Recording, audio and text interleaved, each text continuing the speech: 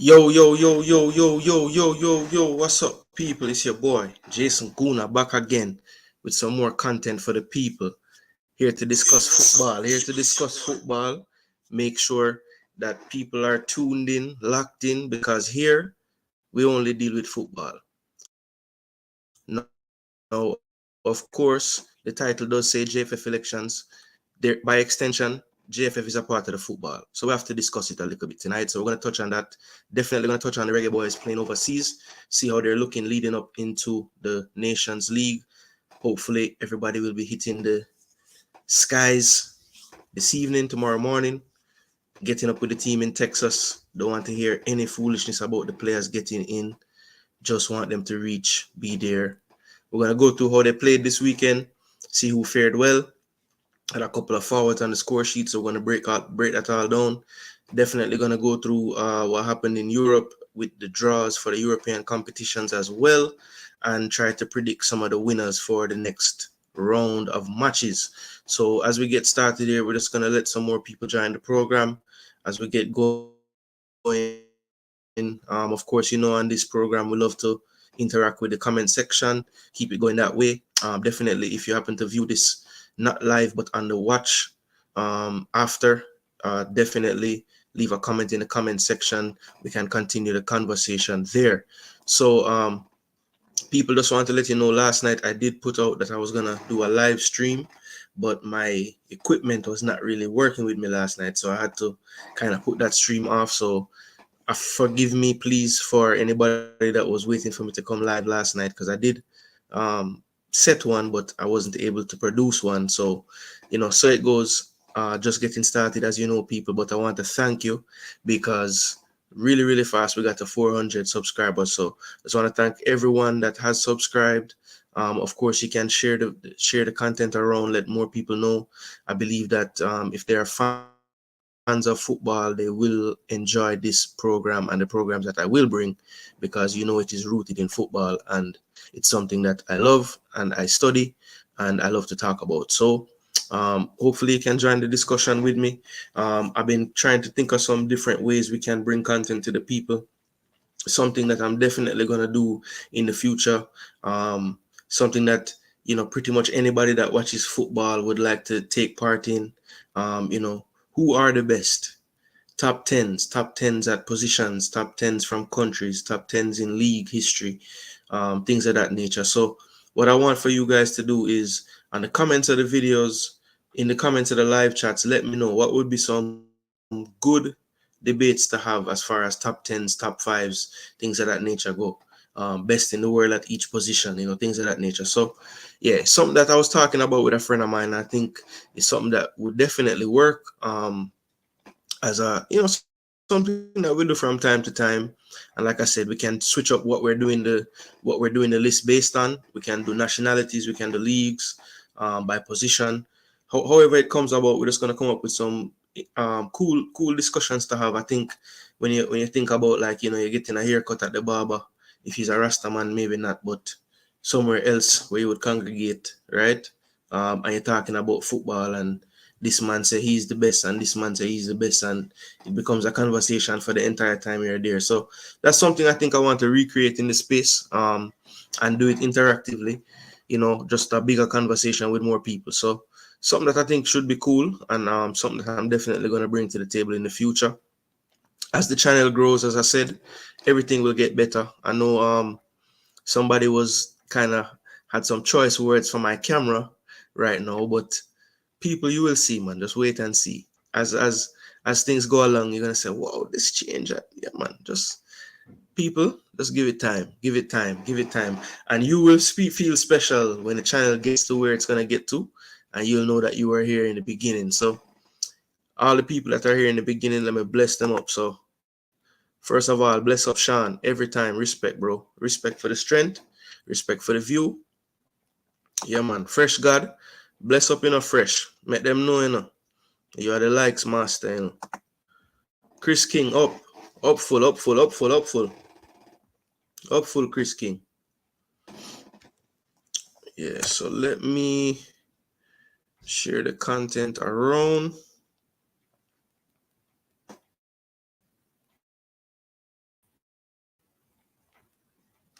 Bear with me, people. I'm just sharing this real quick.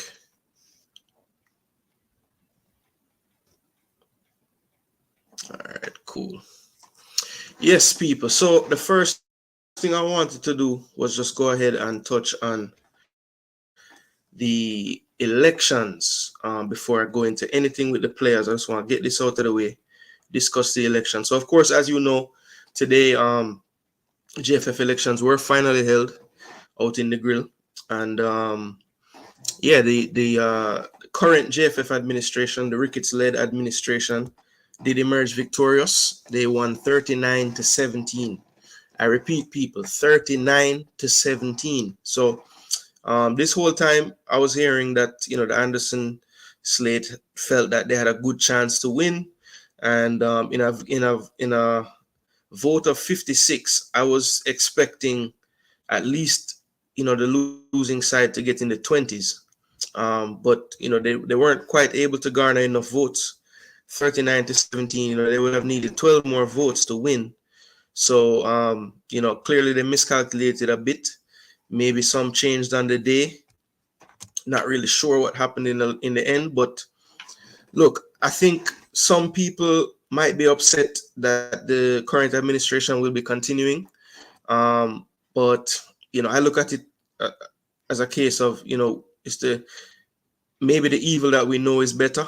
We don't know the other one really. I mean, they did have a manifesto that on the surface looked pretty and nice and everything, but it seemed like a lot of what was in there would require a lot of funding, and there wasn't much concrete evidence of them being able to get all those funds. So it looked nice, it looked fancy, and it was pretty, and it was well written in most cases. But I didn't see how they were going to get the money to do some of the things they were going to do. But I'm just going to play something that I got here. Just basically a little rundown of what happened today.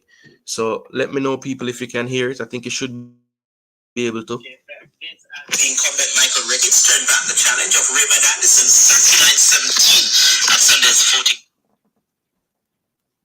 At Sunday's voting congress in Negril. Jeremy Brown reports. It was expected to be a close call between Michael Ricketts and Raymond Anderson, but the end result said otherwise. This has Ricketts more than doubled the number of votes received by Anderson. Not a shocker by any means if you ask Ricketts, who believes his work in office paid off.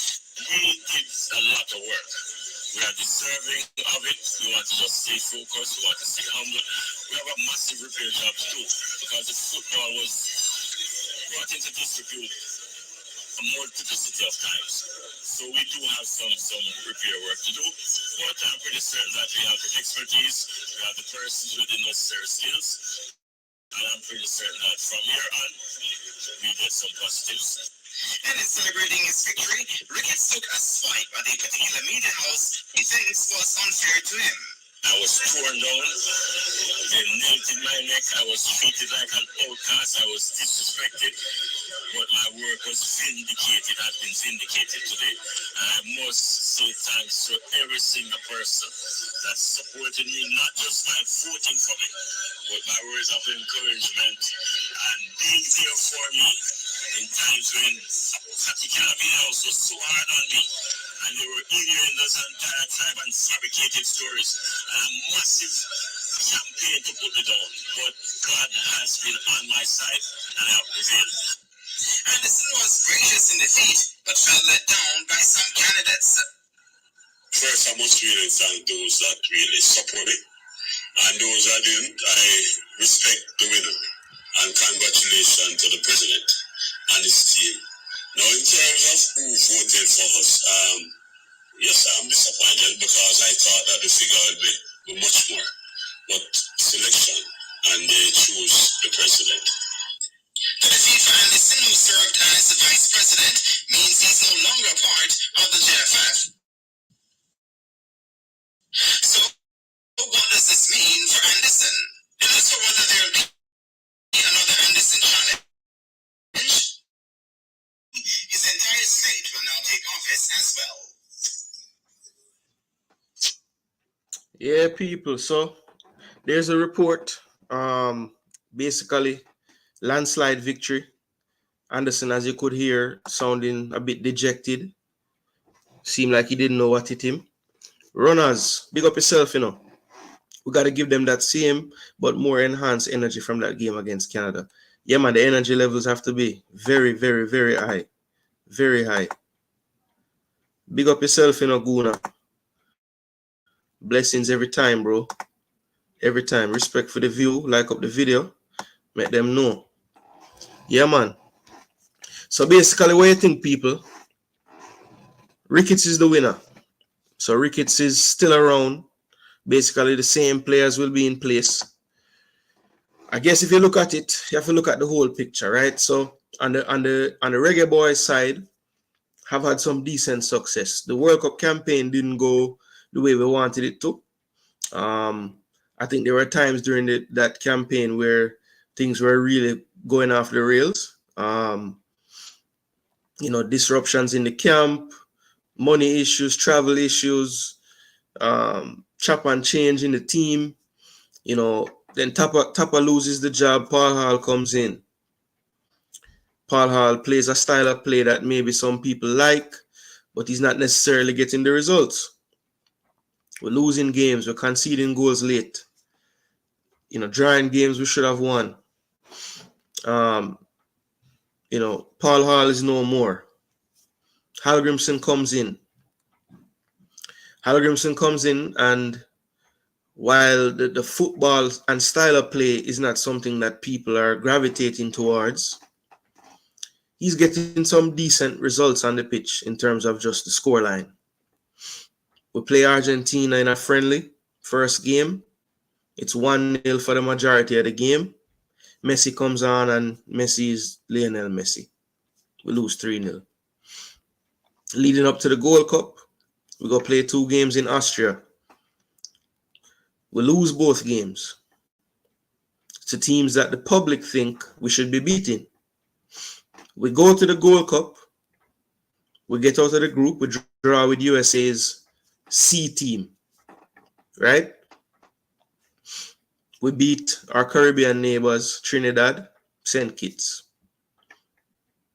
We scrape past Guatemala in the next round. People say if we play the way we play against Guatemala in the semifinal against Mexico, we are going to get beaten handily. We play Mexico in the semifinal, we lose 3-0. I believe that's his first competitive loss right there. After going to Mexico and getting a 2-2 before that. Then, Nations League, his portion, Canada, home and away. We lose the home leg, we win the away leg, we got 2 away goals. We are elated. We're in the Nations League finals. During this whole time, since Hallgrimson has been here, we have seen more players commit to the national team from overseas. We have heard more names being spoken about that are either potentially going to commit, might commit, on the fence. We've heard a lot of names. More than I can remember, and the caliber and quality seems to be getting to a higher level. We're also getting players when they are younger. Example, Karoy Anderson, Dexter Lembikisa, Brandon Kova, Delano Splat, just to name a few. My question to the public is this. If Raymond Anderson's team wins tonight, does this all end? Some have told me that the Anderson slate was for a no quota system on all levels. Now, I don't know how true that is, but that's what I've heard. Remember in the Anderson manifesto, there was something about the local elite squad. Something which I think is a great idea. But the perception when that name was floating around was that the Anderson slate wanted to create a local elite squad to no longer need the players who we might recruit that might have been born overseas to Jamaican heritage. Now, I don't think that the local elite squad meant that particularly, but for whatever reason, that was what the Anderson team was kind of branded with, right? So again, people, is staying with what we have now the best thing for the Reggae Boyz moving forward? Well, I can tell you, if we're looking at the program as a whole, you have to also take into consideration the Reggae girls. And as far as I'm concerned, this administration has failed horribly with the Reggae girls. We have Bonnie Shaw, who again is leading her league in England in scoring. We had some games to qualify for the inaugural Women's Gold Cup, a competition that, if it's a CONCACAF competition, Jamaica should be in because we have gone to the last 2 World Cups. Now, of course, everything happened with the girls, and the girls aren't playing for us anymore who played in the World Cup, and we don't make it to the Women's Gold Cup. This administration tells us, well, this is maybe not such a bad thing because we are growing the pool, we're widening the pool, we now have more players. Trying to tell me that these girls are of the same caliber of players. No, don't get me wrong. There were some girls that were found in this next batch that I will say could be around the team if it ever does form again. But at the end of the day, it was a massive failure what has happened with the women's Reggae girls team. And anybody that says otherwise is just not being truthful to themselves. See? But again, people, this is something that I think we need to figure out and discuss.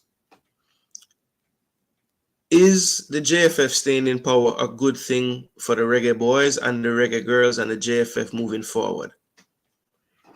I think they have some good ideas, the current administration. I do believe that some of them believe that education is important in football, whether it's from the coach's standpoint, the referee standpoint, or from the players themselves. And that's something that we have been lacking in Jamaican football and development on a whole. We get so enamored with the physical traits of players that we don't really enhance the mental side of what they can do on the pitch. How many times have we seen a player and it seems like they struggle to grasp more than one thing on the pitch? In other words, if they're really good at taking on a player, maybe they're not so good at tracking back or not so good at understanding space to move off the ball. And that's too common in our local players on a whole. And I don't blame the players. I blame the coaches. The coaches need to improve. The coaching overall needs to improve. The coaches need to better themselves. And I do think that when it comes to coaching education, I think that's something that the JFF administration now is trying to champion. They may not be going about it the way I would, but it is something that they're trying. And I have to commend them for that.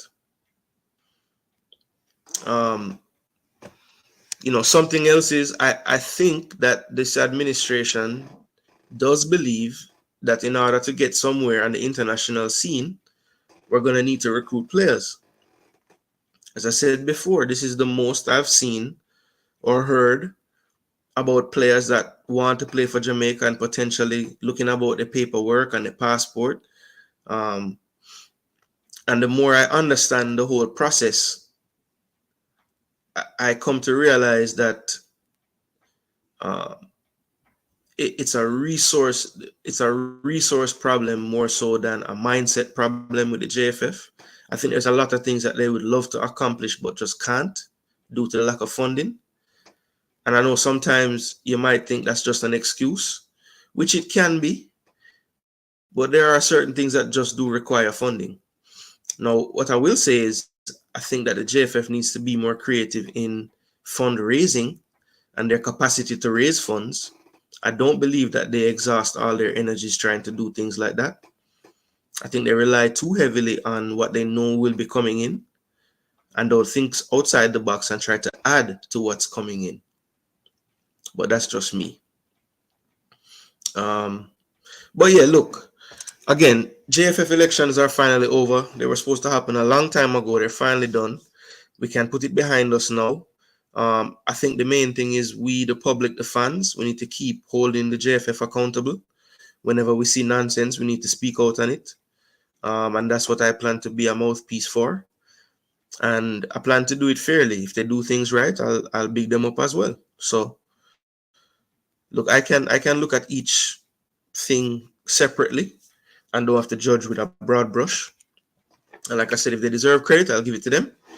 If them deserve a beating, then the belt will be there. So it is what it is. Bless up, cuz. Bless up, cuz.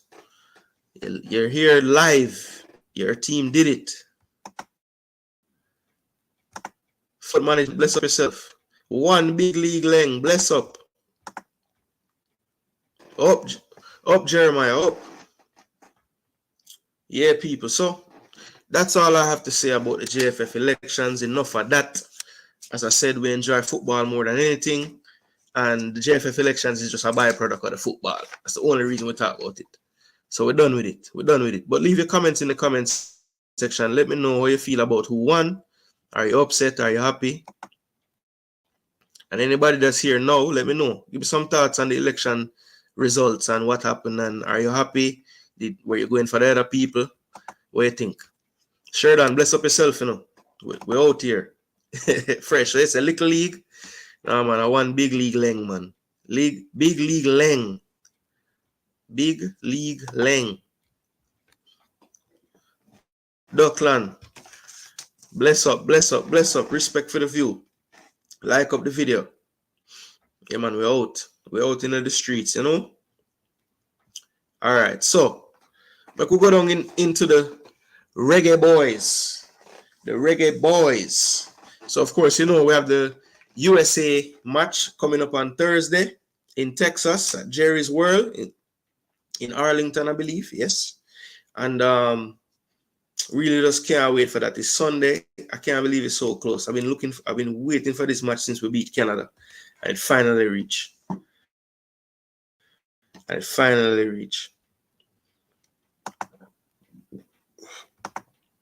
Leng I deal with laugh. Fresh said, just me laughing at the other side who thought they had it in the bag because I wasn't interested in neither party, but somebody had to win. Yeah, I mean, at the same way me see it, Fresh. I mean, I wasn't going to get all bent out of shape about either one. It's like, you know, one candidate was in the administration for longer than the candidate who is there now running it. So 6 or 1 half a dozen of the other Fresh, to be honest. As I say, sometimes it's better to just go with the evil way you know already. And, you know, I don't mean for calling nobody evil, but it's a saying, people. Don't get all caught up in the words we use. But we know this administration already. I personally didn't want to have to learn a new one. Fresh God, bless up, my bro.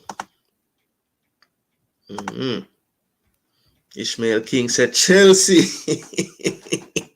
Yeah, man, Chelsea. I'll buck up City now. To see if you have a forward for that stream then when that time come. I could see what I go on. Yeah, Fresh. Mikel Antonio looking sharp. Last 2 games in a row. No, 3 games actually. Because the half when playing the game before the one in Europe, him look good as well. Look good in the Europe game. Yeah, man. Antonio look like him fresh for the perfect time. Don't know if him can give it a full game. But all we need is all the effort for whatever him can give you because by that time, hopefully, we have 2 goals in the bag. You know? Yeah, man, Fresh. It was a whole time, Old Trafford. The man them say it used to be Fergie time. Now it's Clappage time. But Clapp losing a Clappage time today. Yeah, man. Yeah, man, Ishmael. I know say you go forward, man. Because he's a Chelsea fan and you're forward from a start stream. And Chelsea, a Premier League stream, and you did it. And you know it's going to the Premier League for them, you know. Up in a Martin. Up and gunning, bro. Yeah, say Chelsea get a win today. Happy, you know. Yeah, man. A Fergie time, a clappage time, but clap get clap. You know the clappage time today. That I tell you, get clap. Yeah, man. Martin, remember, you know, how much final you go and lose all of them. So no bother with it, you know. And I forgot win a final again before me say I'm not going to win anything. Because I just keep on going to these finals and losing. I could say though, I go want to see that game there because City and Chelsea have some good game already from season, you know. Feel like the style them make a good game between the coach them.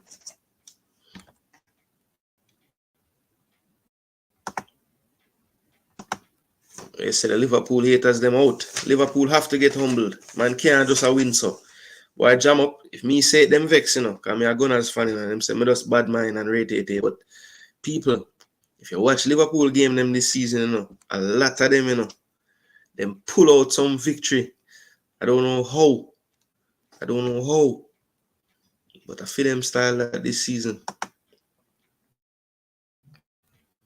Klopp was so shocked when Ahmad scored. Yeah, man. Man, cross.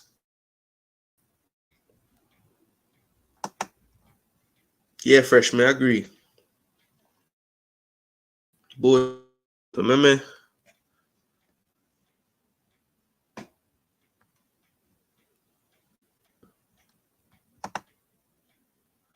Just good. My team is so poor. I'm just making finals. Me tell a man, you know, Chelsea I go win EPL before Man U. Why, Martin? I don't disagree, you know. If Man U fan I go vex, I say that, you know, but I agree with you. Chelsea, yeah, man, it look better. Even though Man U today, people will watch Man U this season. I think today was their best game because they actually played good football today at times, you know, like for good stretches of the game, you know. I don't know where that came from, but it was decent today for them. Not gonna lie.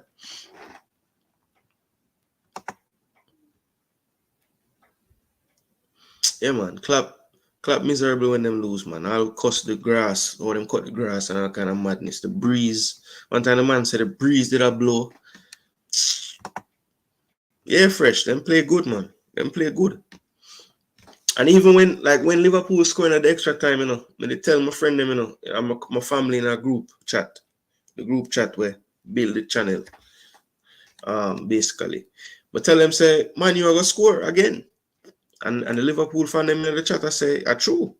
Them look like them gonna score. And the next one say, we need to score again. Liverpool need to score again if they want to win. So it look like him didn't know say two them would have scored. Trust me.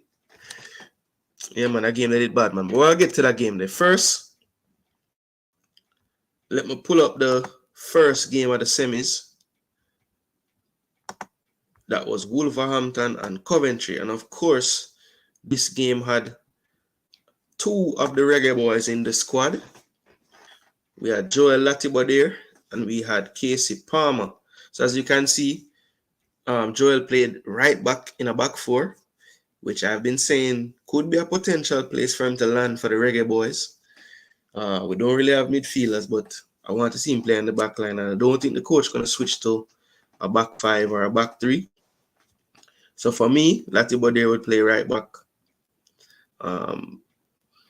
And Dexter left back for me. That's how it would go. Have Greg Lee as cover. When one of them tired, they bring on Greg and take it from there. I know that's unorthodox for what we've been doing, but if I was the coach, that's how I would be doing it. I'm not going to lie to you people. So let me just pull up Joel stats for the game.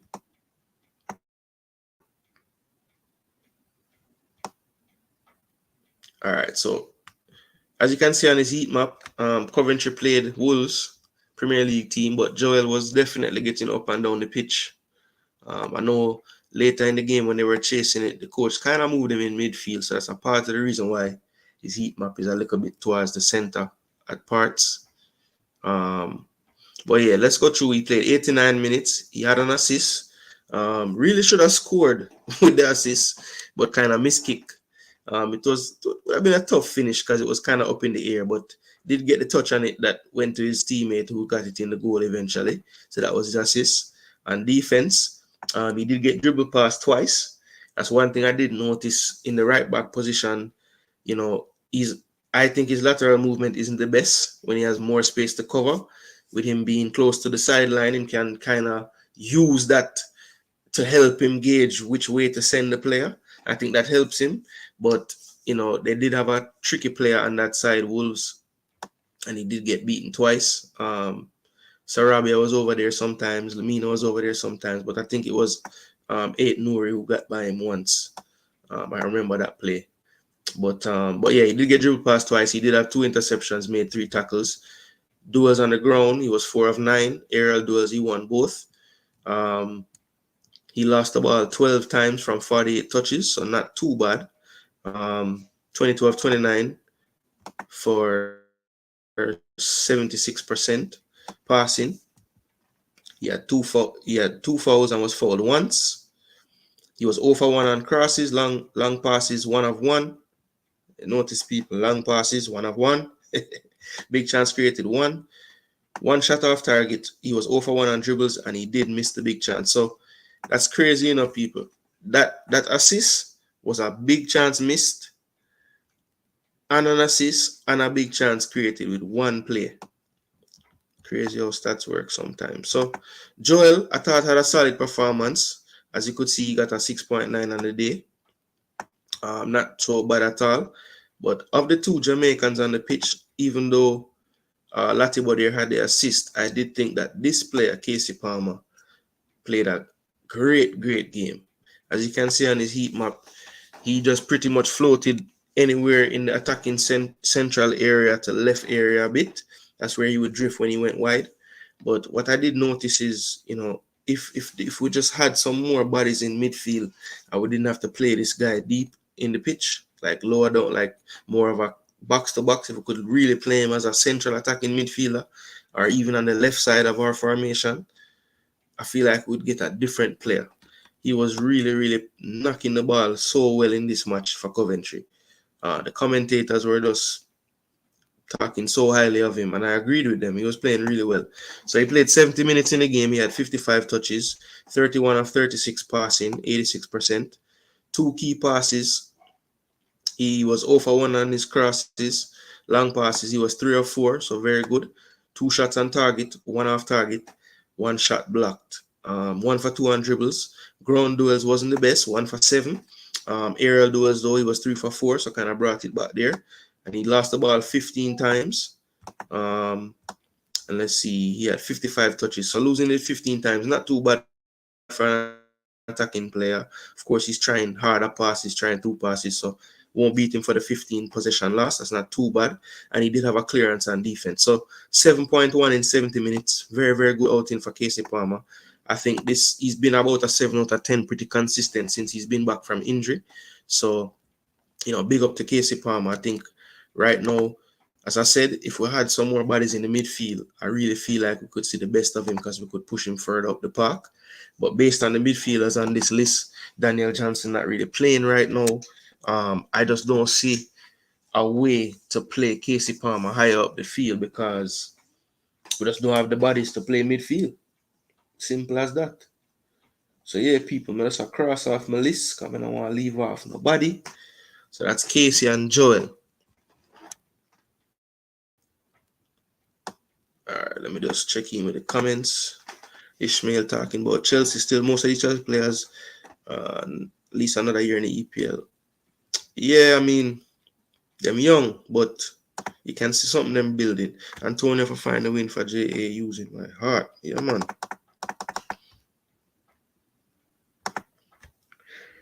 That Wolves game was good till them concede. And that Villa second half. Yeah, man.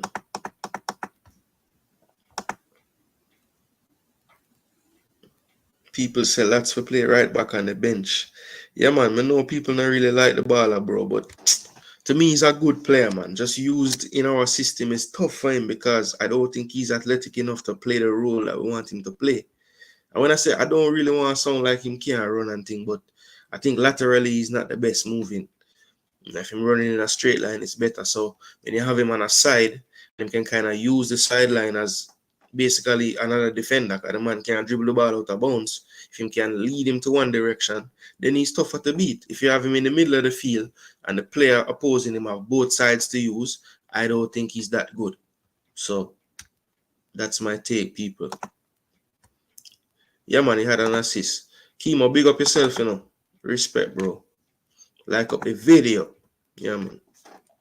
Lati should play right back, but me in my heart, I do see him using the midfield. Yeah, look, I think Hallgrimson likes the player there because,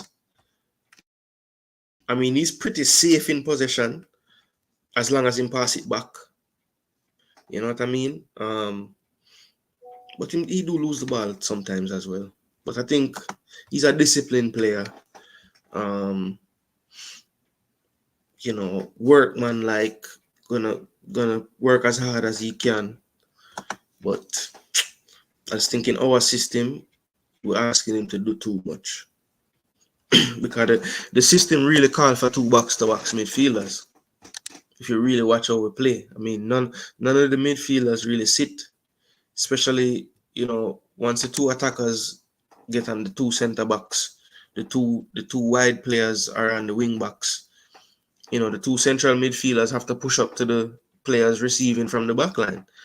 And that's why sometimes there's that big gap between the back line and the midfield.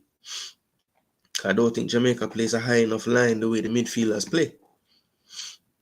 But that's another story. All right, cool. So we'll go through the list now. Who else? So let's check up on Sofa score. I know that Philly had a game yesterday.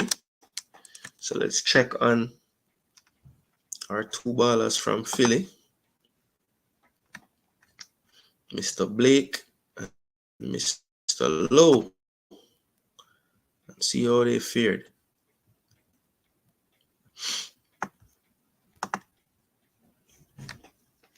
All right, so they went to, so they don't have very far to go, people. They could just stay there. They played in Austin, Texas against Austin. And both of our Reggae Boyz did get the start. As you can see, it wasn't the finest day for Mr. Blake.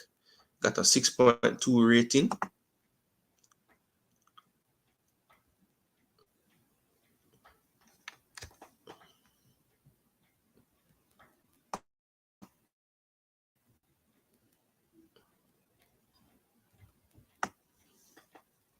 Yeah, people, remember to like the video, share and subscribe.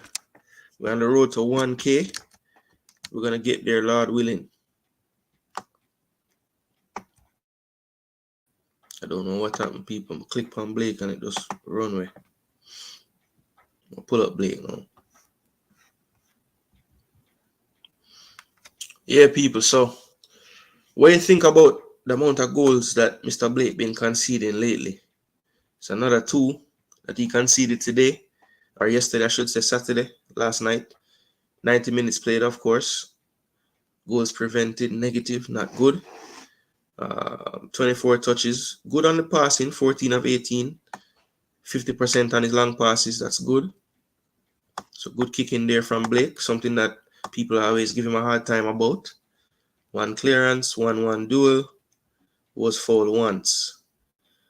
So people, I'm sure Andre will look at this performance and say he can do better. I did not watch the game, so I can't lie to you people. I didn't see anything. I didn't see the goals. But for Blake to play a game and not have a save, that's a bit tough, people. It's a bit tough.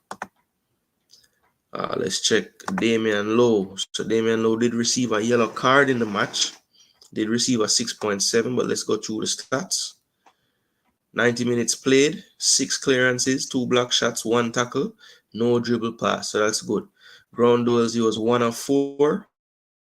Aerial duels, 1 of 3. So probably would want to do better there. He had 7 times he lost possession out of 35 touches. He had 2 fouls. One of them was a yellow card. 17 for 22 on the passes for 77%. Long passes was 4 of 6. So it's not too bad. 35 touches for central defender in a 90-minute game. That's not much. So, you know, Austin probably had more possession in this game if I had to guess. But yeah, 2-2. Austin held them to a draw. Yeah, tough. So couple of Reggae Boyz, at least we know that they're in Texas, so they probably just ended up staying around there, I would think. And the team can meet up with them. So 2 of the senior players already in the state where we're gonna play our next 2 games, which is good. Lati does not help our attacking options. Yeah, Ishmael, as a midfielder, you would like him to connect the play a little better. I think his role there really is to just screen and block plays. I don't think his forward play is that, you know, it's not something that the coach is really thinking about or wanting him to do too much, honestly. At least based on what I see. Coach Graham used Jamal Antonio up front. Big deal then. Yeah, man. One day this week, I'm going to do a tactical preview show where we're going to pull up the team on the screen and move the players around the pitch. And we're going to go through all the variations and options we can come with. Yeah, man, that's something that I definitely want to do with the viewers and stuff before the game. But yeah, I do see a scenario where Jamal Lowe and Antonio play up front because the coach going to play his tried and trusted 4-4-2. And I think in those times when we need somebody to drop a little deep and connect from the midfield, I think Jamal Lowe has that skill set. So I wouldn't mind to see that combination up front at all.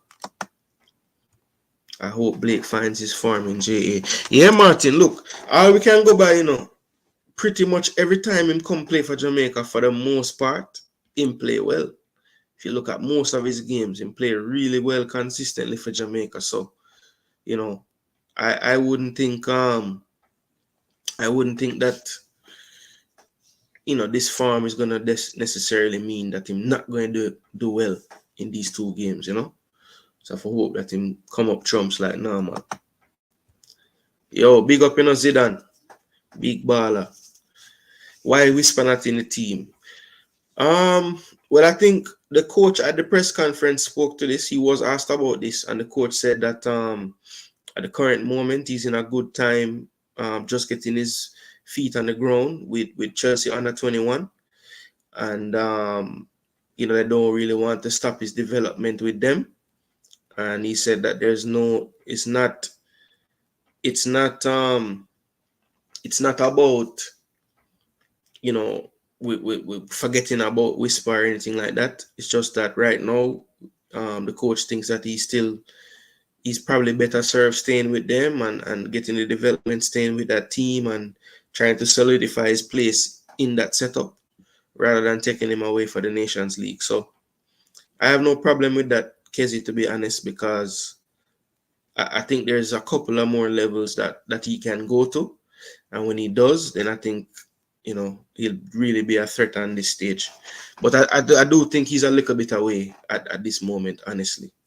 Yeah, that's my take on it though, Kasey. Did Bailey Cadamartieri get replaced? As far as I know, no. It was reported by Reggae Boyz commentary, Simon Preston, that Bailey is still coming and meeting up with the team. So it's a wait and see game, people. Tomorrow, I'm sure all the detectives will be following Instagram stories and finding plane coordinates for where the planes are and, you know, sending around the information. So life has a funny way of sending things right onto my phone. So I'm sure as the news comes in, people, I will report it as I know. Probably do some shots just to let you know who landing and all these things. Yeah, man. Trust me, them will do anything. You see them, yo, people are ramp when they want to find out things here. That may I tell you fresh. Martin, Brent Gordon, do you watch football? That will answer your question. Well, you say him now watch the ball game if you want to whisper in there, eh? No, man. Brent just see the talent and thinks that the youth can do it now. You know, I think we have to wait. But I feel the other youths talented to and ahead of him, you know. And them not in the team yet. So him no need for that. And him not going away.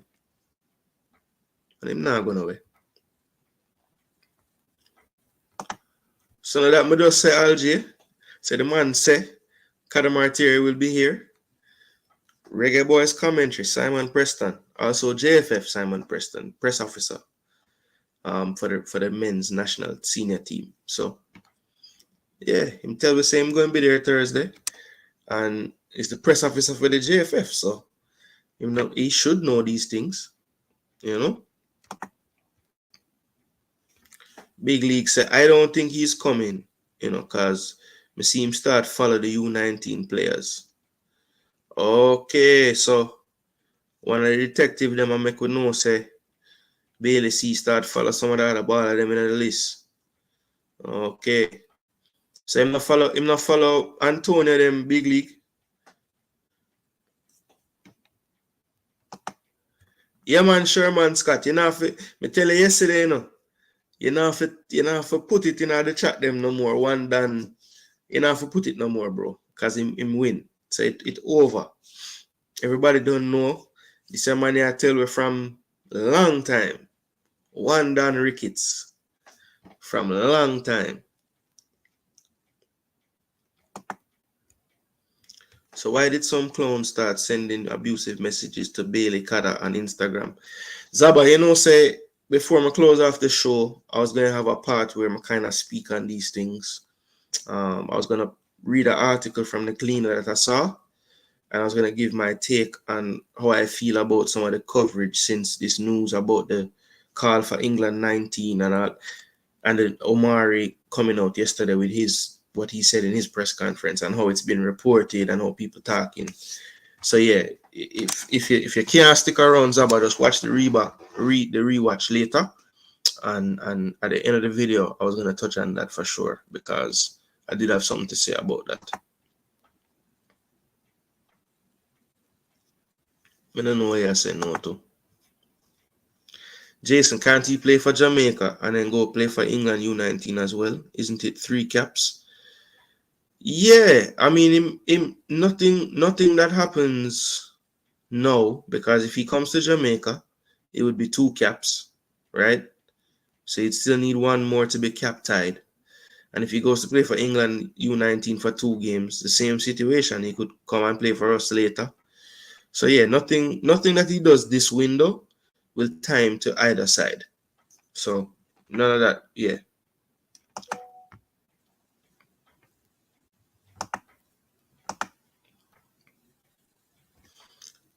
Yeah, well, that's what me said too. Make we see. But right now, one person that I get in the news from is kind of inside the, as Hal Grimson said, inside the tent, and everyone else is not. So I would go with the people inside the tent. You know what I mean? That's just me though. Sherman, yeah, I know your slogan, but so hold on. And you always say one done Ricketts. I know your slogan, but you other done. I don't mention Ricketts. Okay, so me I mix you then. Sherman, if me I mix you up, I'm sorry, bro. But I swear say you, since this whole election thing come up, every chat me see, you know, from my chat, everybody else chat where there, you put one done Ricketts or whatever. So that, okay, so if I you then, yeah, so stop going like on a you, man. But I tell you, okay, so you just make me know, say you never put Ricketts today. You put one down. All right, cool. More overstand now. More overstand. Martin, I know I not go crazy, you know. I know say him, man. Can I tell him yesterday, I say, yo, after tomorrow, you have to put one down Ricketts no more. Because either him win or him lose, and it done. You don't have to say it no more. Yo, you see, I know, you know. I need to believe in myself. Believe in yourself, Jason. Yeah, see, I say yes then. Yeah, man, I know, man. Yes, I mean. Fresh and dead. Yeah, man, fresh every day. One done Ricketts. That's why I'm have to rate him because I'm consistent. I like consistent people. That's why a lot of people, them burn out Travis pan them something, because I'm cuss everybody. But him consistently cuss everybody. So you know what you're gonna get. So either you have time for him that day or you just slow him. You know? Martin Baker, yes, big up. Alex, me not drop no link tonight, Yeah, bro, me not drop no link. Just say what you're saying in the comment, big man. I mean, I will highlight it. I promise. Shana dead with laugh. Yes, we have 2 games this window, the 21st and the 24th. Yo, jeez, the big boss. What going? You tune in. Your side win today. I know you don't watch football again, but your side win today. A rotted win too. Ask Willow how it go. Okay, so you're actual boss in a real life. So you work for JFF Sherman, or are my boss in a like him next line of work with him do? What kind him have a business? What? Explain to me, Sherman. Let me know what I go on. Big league, me not drop no link, Just say what I say, me not drop no link tonight.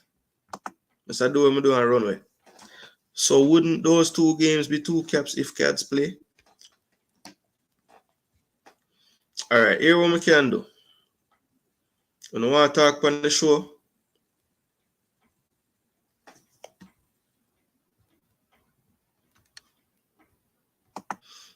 No, me just want to know. I want to know fresh because me just want to know. Because me not sure, because I'm saying boss. And in Jamaica, when somebody is your boss, it might not be your actual boss. I just your boss. Them way they fresh. So let's try to figure out if I'm real boss or what. Ricketts have a club. You think Reggae Boyz have a chance to advance? Yeah, Kasey, we have a chance, bro. We have a chance because the game them have to play, And USA no like them not indestructible. Them not,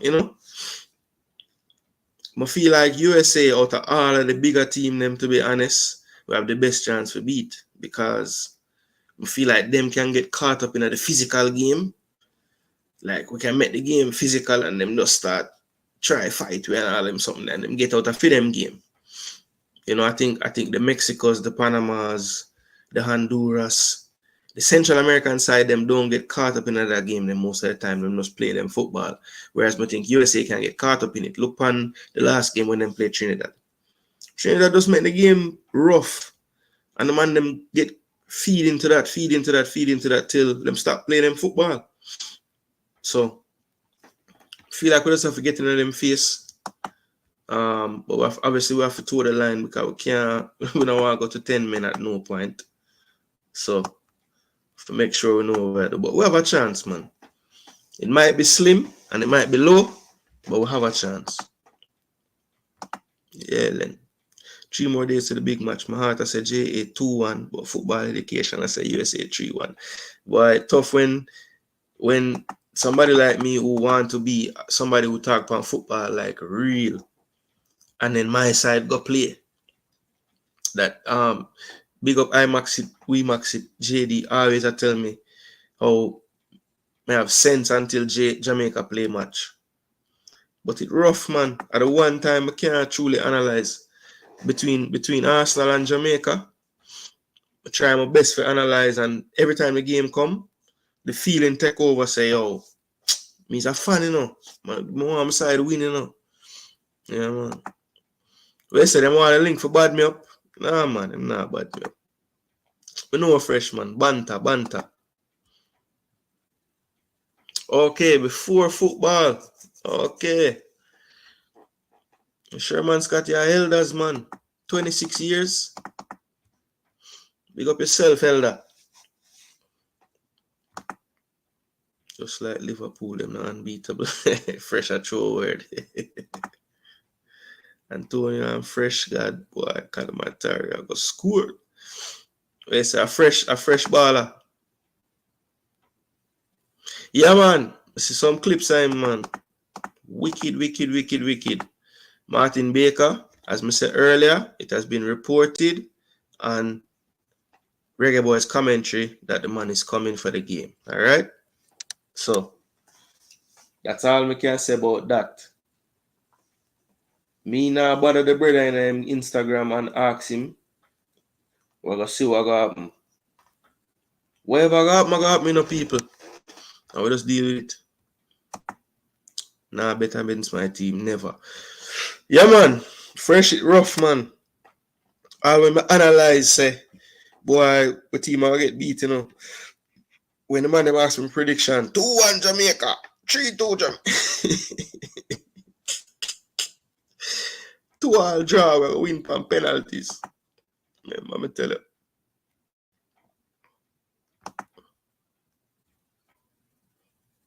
Yeah, man, it's rough, Martin, man. Because you want your side win. You want your side to win. Who would have watched them side and said them are going to lose? Just somebody where, you know. I know a couple of people who do that with them club side still, but a reverse psychology them I use. Them not mean it. Sherman are 60. Yeah, man, Sherman are elder, man. Nothing wrong with that. Sherman love him football. And Sherman watch the program them. Not Jamaica, not Man U, not Brazil, not Umberland, not Tampa Bay Bucks. Okay, so here aside them that. Tampa Bay Bucks. What make you like Tampa Bay Bucks? It's a random team.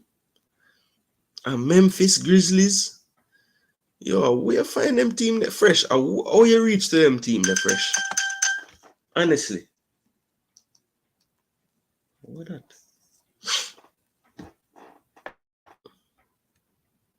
Yeah, man, them leave Sherman. Sherman are good. Sherman are good people, man. Love him. Boy, my ball in the Jamaica team and then know this.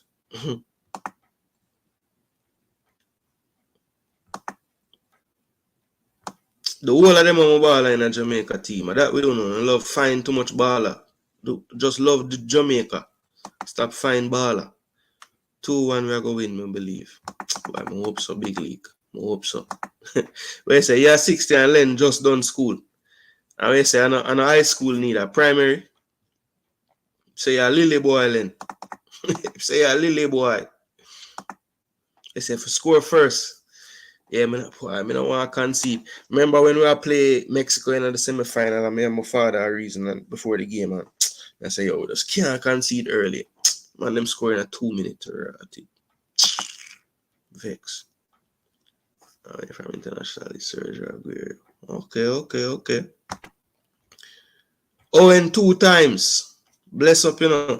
I want to hear about this promotion thing we are talking about. You know, you going to promote the thing, bro. Let me know, you know. All right. People, them. Yo, Sean. One thing, you know, he said them want to bad me up, you know. The people, them bad me up over this wrench business, you know. I never know, say, the man, them take the wrench thing so serious, you know, man. People that text me, I talk about, yo, me don't understand, bro. How me not get a wrench? And, yo, man, them not easy when it come on to this wrench thing, man. How me not get a wrench? Come. Like how he's a youth, respect everybody. So when you see people running and do them foolishness, you just deal with them. Because I don't have time for that. Yes, set piece will be a good way to get a goal in this game. I agree. Why I'm missing out. Gray whipping the ball from one side, him not play. Bailey whipping the ball from the next side, him not play. Good question, you know, people. Who are going to take the corner of them now? Well, Bobby Reed probably, Kasey. Probably Kasey. Oh, now on a left footer. A left footer can whip in a wall. Greg Lee alone. Jaja. Oh, Daniel Johnson. But if him play. Who take the set piece, them people? Say Kasey and Bobby, you know. Look like. Fresh got a whole heap aside, man. You know, see it. Okay. So you just pick them based off of what you did say. Alright, nothing wrong with that. Canada. Him did say him never say him say Canada. Okay.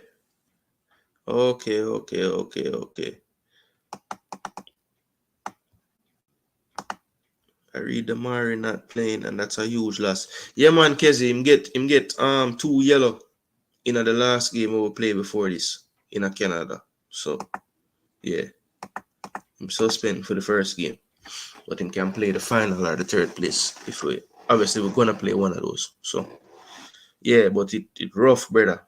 And you know Bailey get disciplinary suspension, so him out while him dip on farm. But they play Canada Fresh guys celebrate the whole fight. You say I'm happy the whole time. Can't lose. Boy, Trey, if we keep a clean sheet in that game, yeah, we deserve to win. And that may I tell you. The way USA play them a play right now, clean sheet I got hard for do. But yeah, if we can keep a clean sheet, believe me. Carry Grizzlies because of Jamal rate athlete. Okay. So okay, that makes sense. You see, when me equate like team picking, it would have been a team I would have picked like 20 years ago.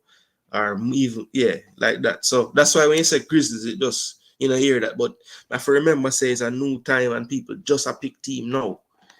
I never did that I never did that think that way there. Yeah, man. Yeah, Sean, and I dead with laugh, but I true. Man, them bad me up over these wrench thing, man. Never know say it's so serious and so deep. That's why when we go up on people show, you know, I'm gonna turn up the next time and them give me wrench, you know. I never even said thanks before, you know. Me just okay, I get a wrench, great, you know. I never even think about it that deep, but them man, yeah, them take it serious, brother. I could have Argentina where I play. I believe in our team. Yeah, man. Trey, you have to believe, man. Nothing wrong with believing, you know. Nothing wrong with believing. I'm gonna get wrench fresh card. I get wrench over me. Stop going to Len. See you get it. See it there. You see it there? Sean, you see it there?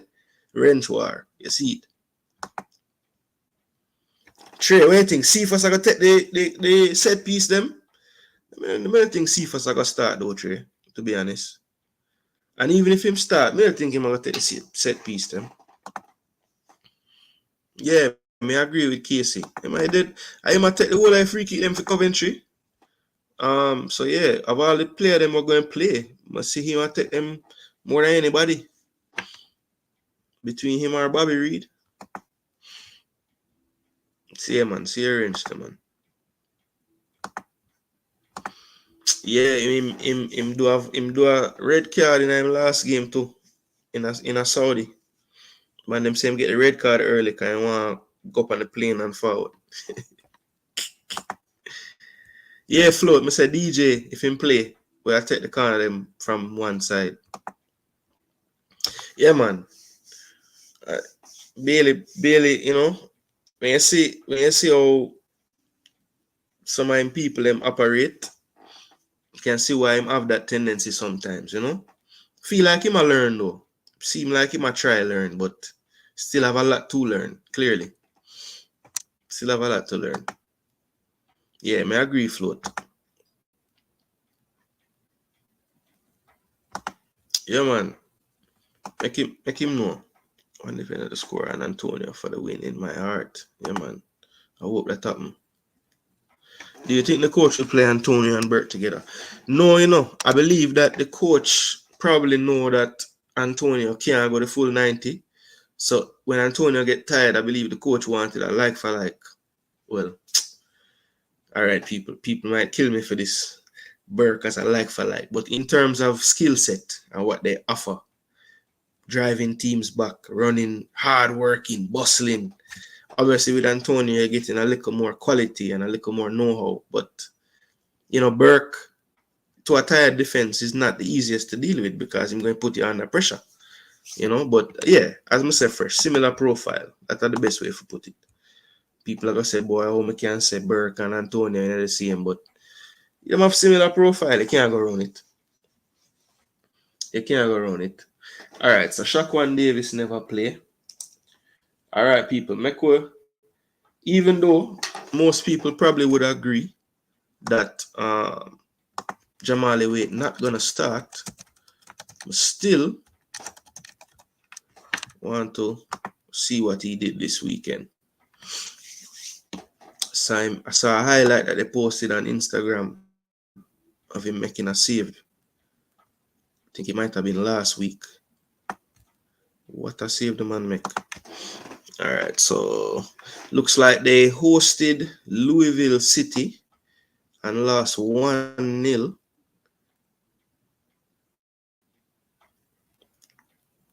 And let's check how he did.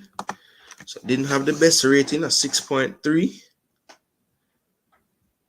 Why this man always want to pop up? All right. 90 minutes played. He had 3 saves, 1 successful run out, 1 save from inside the box, 62 touches, 5 for 29 long balls. Wow. So we just saw Blake play a game. Didn't have as many touches as this, but I think he only tried 8 long balls. So look at the difference in philosophy from an MLS team to a championship team. Much more direct plays, 29 long balls. That's a lot, people. 62 touches, that mean half the time touch the ball, him go long. Barely build up the play. He had 1 clearance. So, not the best game for him statistically. I think a part of this is these passing statistics being so horrible because he had 3 saves and only conceded 1 and got a 6.3. But you see, people, what you do with the ball as a goalkeeper does affect the score. So 6.3 on the day. That clearly is a philosophy thing for this team because I'm telling you, people, 29 long balls for a keeper, 60 touches, that's a lot. That's a lot, bro. They're not even trying to build out the back. Antonio and Bailey, Cadamartier is like for like. Why? I'd say Bailey might even have another level that Antonio might not have anymore. But yeah, I mean, yeah, I guess now that I think about it, Bailey Cadamartier is more like for like than Burke and Cadamartier, but I just have a feeling like Burke is there as cover for Antonio. Because, obviously Antonio coming off injury and you never know. Might not hold up the whole time,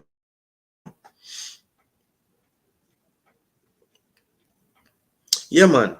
Bailey no. I don't know what Bailey depend. Bailey need to just be more disciplined, man. Terrible now, man. Bailey need to do the right thing. I mean, I rate how in people them I deal with the people either. I try cloud up the thing and the coach don't tell you what we are you're gonna make it about JFF force the man and come on, man. Come on, man. Big up Ryan, Elite Sports TV people. I know most of you probably subscribe already, but maybe if you haven't, check him out, people. Elite Sports TV. Always beat them. You understand? So if you want to hear about all the man, they have all things inside the wall at JFF and all the madness there. So that's the place to go if you want to hear about all the something them when nobody else not hear about. As I said, people, my channel more so on things like this where I break down football. Not to say them don't do that over there because he does, but trust me, the man have a lot of information. So me tend to believe him actually have things in the wall over there for sure. I would go with Antonio and Palmer up top. Palmer to drop in midfield to help create. Me personally, that to me are the best we can do. Play James Lowe wide left, play Bobby wide right, and play Palmer as an actual attacking midfielder and let Antonio work up front there. So Yeah, man. To me, that made the most sense, man. You tell Bobby when need be, you tuck in. Jams, you can stay like a higher, but and then Antonio, you're a channel at the right channel. When Bobby tuck in, you use a channel there as an extra space for you. Kasey can run in late and occupy the middle when him go out there. I think that would provide the best balance. So I agree with that comment there. Yeah, man, make them know, Ryan. May I tell you, Brent, 29 long pass, a serious youth football type of settings that. For real. A whole heap of foolishness that. All right, Richard King, now have no game for check because obviously local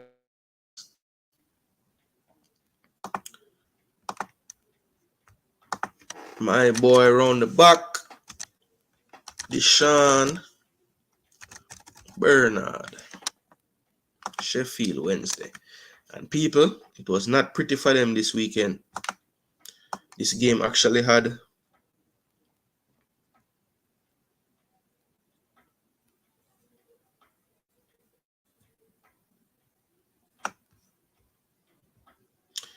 so this game featured a few players that we would normally have our eyes on. As you can see there, people, Ipswich handled Sheffield Wednesday handily 6-0. And of course, the big news out of this game was Omari Hutchinson won the player of the match, continuing his fine form, 2 goals and an assist on the day. One of the few times he played the entire game, and look at that rating, 9.8 people. So, obviously, some people don't want me to talk about the player no more because he's not committed and he don't want to make up his mind and this and that and this and that.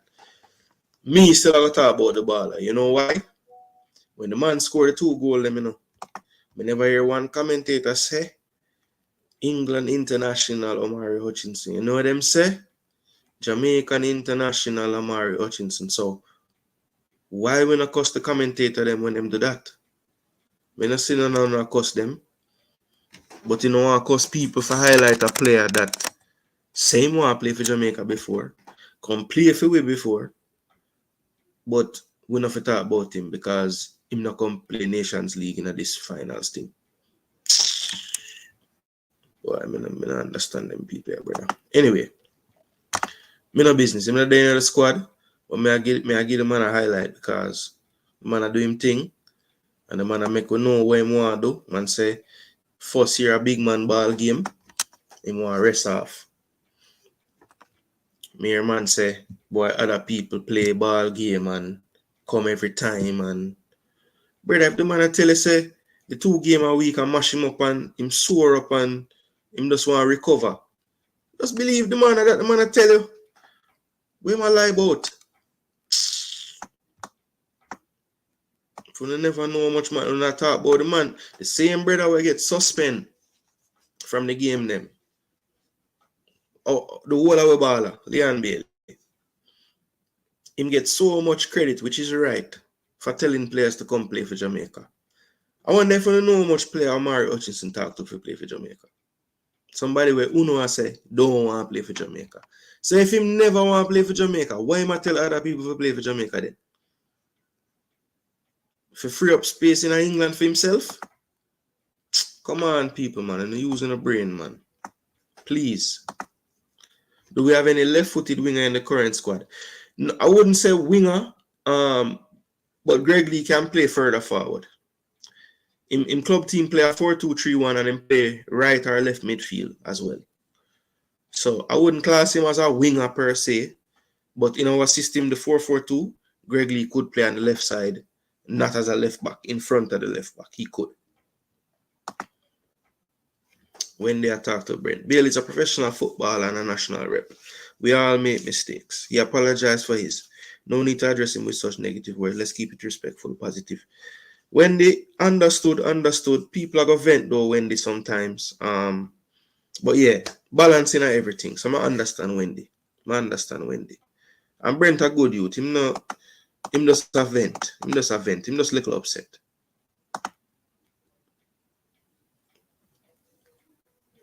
29 long pass attempted by Wait. Yeah. But I said, don't bother look on it. Yeah, I know Bernard gets 6, but we are go through him stats same way, man.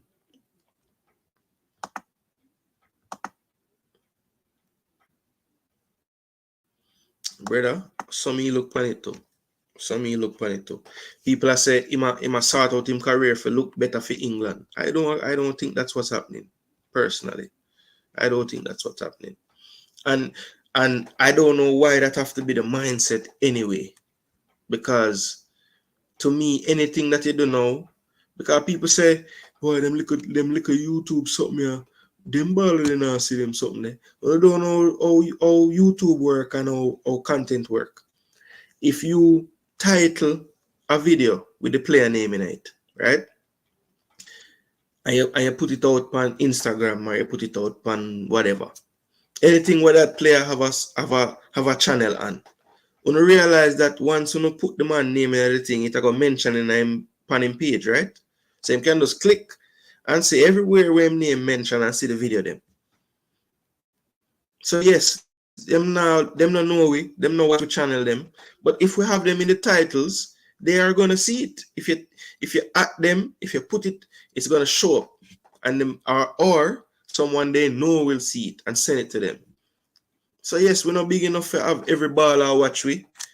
But people clip where send to people where them know and it send. I want to think me get information about things. The day me start create video, more people start reach out to me. So people need to be careful, man. I'm pristine, man. I agree when they said that the right way. You know, as I say, people get upset sometimes and them speak their mind. But yeah, look, on the surface, while the words were choice words, Wendy, can you really say that he said he misspoke? Because the actions that he took up, you know, that would be a good description for the behavior. I'm just saying. Sometimes we have to talk the truth, you know, Wendy, even if it hurts.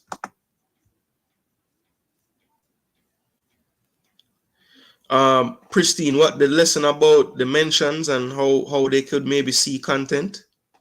I think that's what you're saying. Yeah, that's how it works. That's how it works. Because I thought that Latibeaudiere had shared something that was saying negative things about him, but when I actually looked at the page, I realized that it's just when you go to someone's page, it has everything they post, and then beside it, it has a section for mentions anytime that person has been mentioned.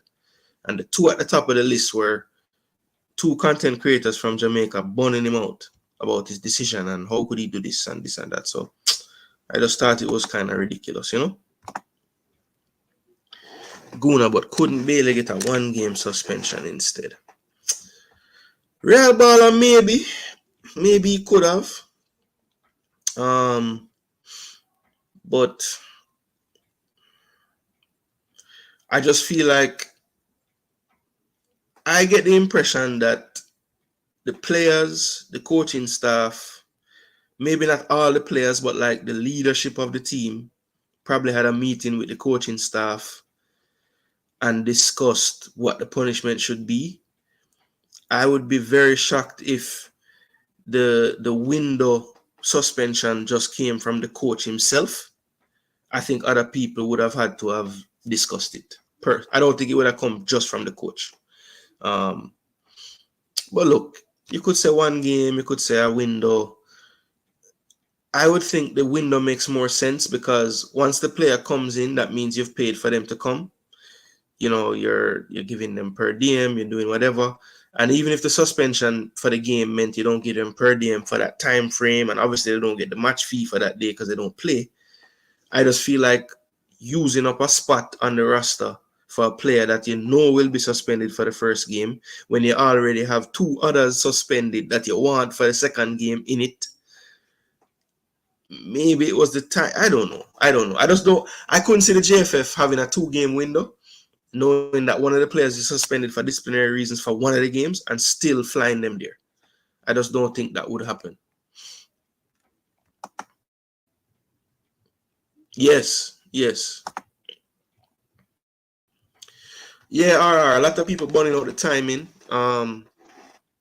You know, I don't know when it would have happened then if it wasn't now, because I think what people not realizing, you know, if this is something that happened in the Canada window, right, which I'm led to believe, which based on what I know of the previous of 2 windows before that, this would have been a repeat offense in terms of leaving hotel after hours. Maybe not in the sense of not sleeping in the hotel or missing the bus for the next training, but definitely in the sense of leaving the hotel after 10 p.m. I know it happened 2 windows before the Canada window because it was all over. Pictures were all over of the players out, or well, one player out that I know of, right? So then if the transgressions happened in the Canada window, if the player is already flown into the window in the team, right? Let's say it happened in between game 1 and game 2, and they suspend him for that second leg.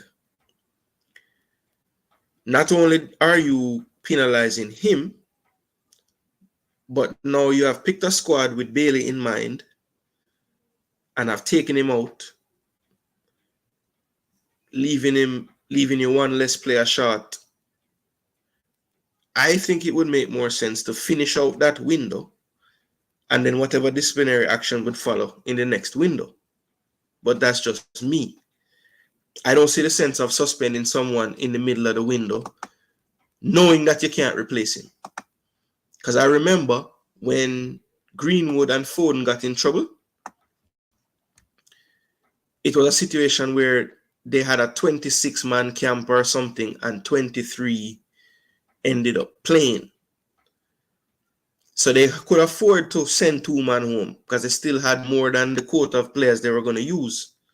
Jamaica didn't have that luxury. We don't carry 25-man when it's a 23-man squad. We just bring 23. And sometimes we have 21 and 22 and all kind of madness. So I don't think the timing would have made sense if they did it immediately due to what I just mentioned about the numbers each window. Ashray Gibbs, no one is bigger than the team. The sooner he gets that, the better. Good move by the coach. Yeah, man. I think look, the coach said it. The 2 players were disciplined, spoke to the team, is behind them. This window they're suspended. They will be back if based on merit, they will be back. If they're supposed to make the team, they'll make it again. So it's not like he's banished from the team forever. What was Bailey doing for Jamaica? He missed 3 clear opportunities against Canada. People still calling for him. Yeah, I think Kawani will have short memory when it comes down to Bailey. I think Bailey is a player that divides opinion a lot of the time. But we all rate the player. Most people rate the player. You know, obviously as an analyst of football, I must admit he has shortcomings when it comes to the defensive side of the game. But I think at this point of his career, any coach that takes a liking to him is going to know that and adjust the team's tactics accordingly. You know, some will argue, you know, I don't want a player that I have to always adjust my team's tactics to make it work. You know, but I think other coaches will see the benefit in what he does offensively and adjust the team accordingly to make him shine in offense, which is, I think, what Emery has done this season. Even at this point, we may not know all the facts, so still accept the coach report and move on with the program. He apologized. Yeah, man, Wendy, that is true. I don't want to spend too much time on it. Yeah, Wendy, thank you for that. Let me go back to what I was originally doing. So Omari Hutchinson, again, people, I'm just going to run through really fast because I think it deserves mention. 9.8 in the game, the 6-0. 90 minutes played, 2 goals, 1 assist. 63 touches, lost the ball 13 times, so very good for attacking player. 27 of 36, 75%. Not bad at all. 2 key passes, 1 big chance created. Yeah, 2 long passes was successful on both. Look at these people, 6 for 6 on dribbles on the day. So never stopped him at any point. He had 2 shots on target with his goals. 2 shots on target, 3 off target, and 1 shot block. So took a lot of shots in the game. Ground duels, very good for him, 10 for 16. Aerials didn't have many, but he was unsuccessful for 1. 3 fouls and fouled once. Let's see, he had 1 clearance, 3 tackles, so not bad. And he was dribbled past 3 times. So look, not bad at all. He looked to play on the system here. He has him in the middle. But let me just make sure, because I don't think... Okay, yeah, so he did spend most of the game on the right-hand side of the pitch. It looks like he did start out in the middle, but I believe when that injury happened... Yeah, when Wes Burns came out in the 38th minute, the coach put him in his natural... Well, not natural, but in the position he's been playing, which is on that, coming off the right side where Burns is here on the screen. And that's when he really started to cook. So, yeah, as we said before, he did score 1 goal from Central as well. But I thought, when he did make the move to his more familiar surroundings with this team on the right-hand side, that's when he really started to wreak havoc on the other team. So, as you can see with the attack momentum, they were all over them pretty much. You see that green right there? That's all Ipswich all over them. So, let's check on our player on the other side of the pitch. Deshaun Bernard had a 6.0 rating, so not the best performance for him, but conceding 6, that's to be expected on top of his box. So they were pegged back the entire game. He had 3 clearances, 1 block shot, 1 interception, 2 tackles, no times dribble past. Interesting. 3 for 5 on ground duels and 2 for 6 in the air. Had 73 touches, lost the ball 15 times. He was 45 of 57 for 79% and was 5 of 9 on his long passes, so not bad on his distribution. But again, he got 6-0 and he got a 6.0.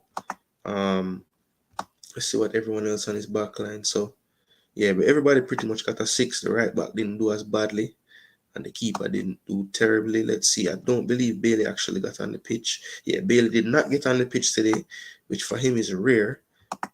Had been playing pretty consistently, but since he has come back from his injury, he has not really... I don't believe he has started yet since he's been back from injury.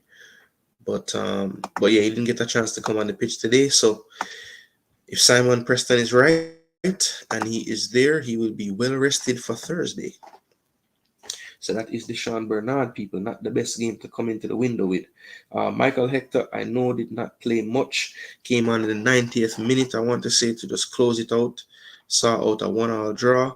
But let me pull up that game because our boy Karoy also took part in that one. So I want to highlight him as well and just see what his form is looking like.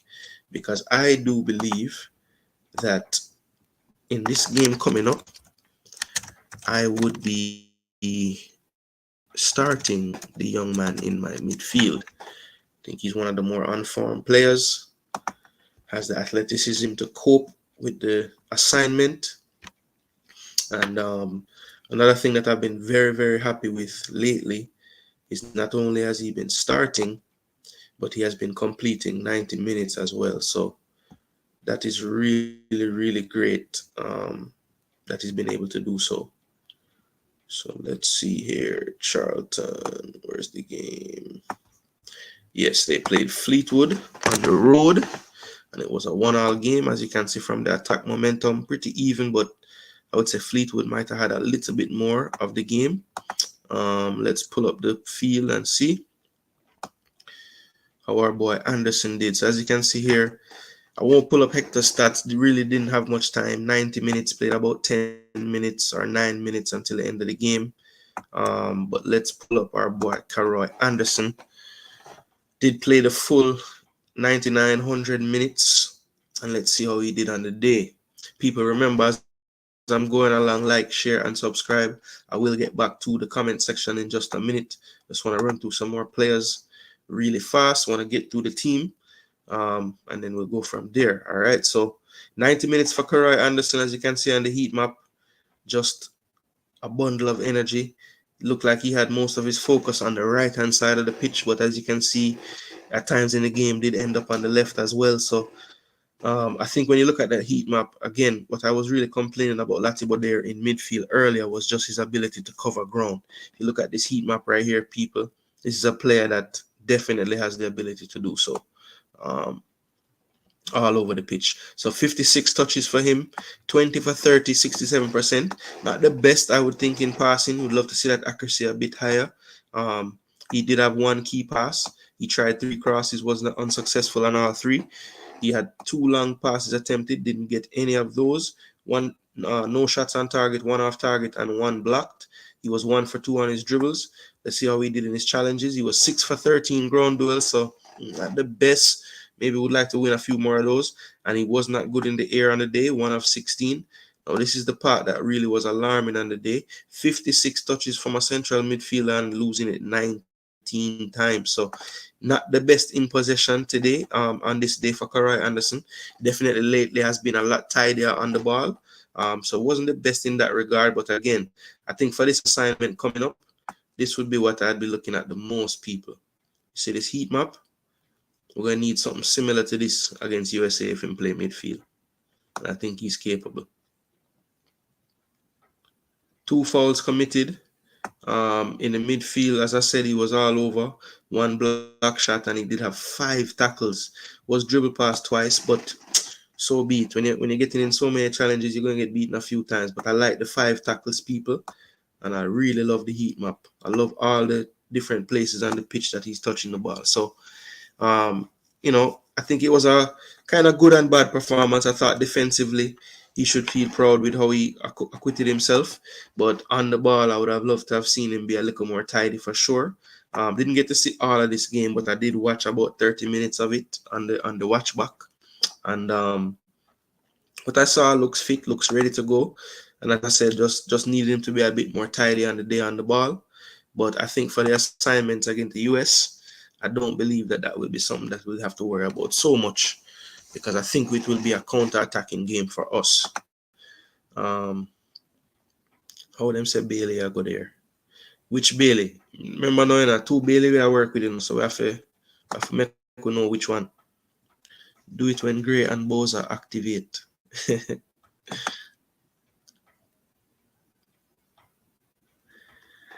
Jano. Kawani, we say done with him. Logic one. Channel man, them still talk about Bailey. All right. Jason Gooner, you know Bailey my baller. A foolish is him though, and him deserve the suspension. What's better? If we win a trophy, he would have missed out. I bet he will not do this again. Yeah, logic one. Look, I think sometimes, you know, you just have to see what you can get away with, you know. And then once you realize you can't get away with it, you don't do it no more. Now, me personally, somebody of his professional ability and has been a professional so long. I remember in the press conference, you know, when the man asked him a question when he never like, you know, the man said, I've been a professional. So act accordingly, big man. You cannot be one of the most professional players in the team and it's you who get trouble the most. That don't add up. That don't make no sense. You know better. And it's not that you're supposed to know better. You know better. Kawani, me no know, bro. He might. Sometimes you don't realize how much you love something till you don't have it, you know. So you will probably watch them game and say, John Star could have helped the team, and you never know. This might be what he didn't need. Bless up, you know, Peso. Bless up, Peso. You miss my little segment on the election, but you can watch it on the watch back. So it is confirmed Presidency won't be in camp. No, the only thing, I don't have anything confirmed. All I can tell you is what I've heard reported from Reggae Boyz commentary, Mr. Simon Preston, press officer for the JFF, and the Reggae Boyz said that Bailey Presidency will be going to Texas to team up with the Reggae Boyz. That's all I know from that source. All the other sources that I've seen are not credible. And none of those sources are saying he's going to be there. They're all telling me he's going to be somewhere else. and how upset they are. So I'm going to go with the one that is credible in that regard. See? And I suggest you do the same, Real Baller. Other than that, we just have to wait. Time is the master. Time is the master. The whole of them mouth burn up, you know. You know why? Because them drink the hot soup. Them should have wait. Make it cool. Right? You don't know what I mean. The whole of them mouth burn off. All them place at the roof of them mouth, you know that feeling there? When you touch that, it burn off. Yeah, man, the whole of them burn off. Leadership group. I tell you, man, I know him, man.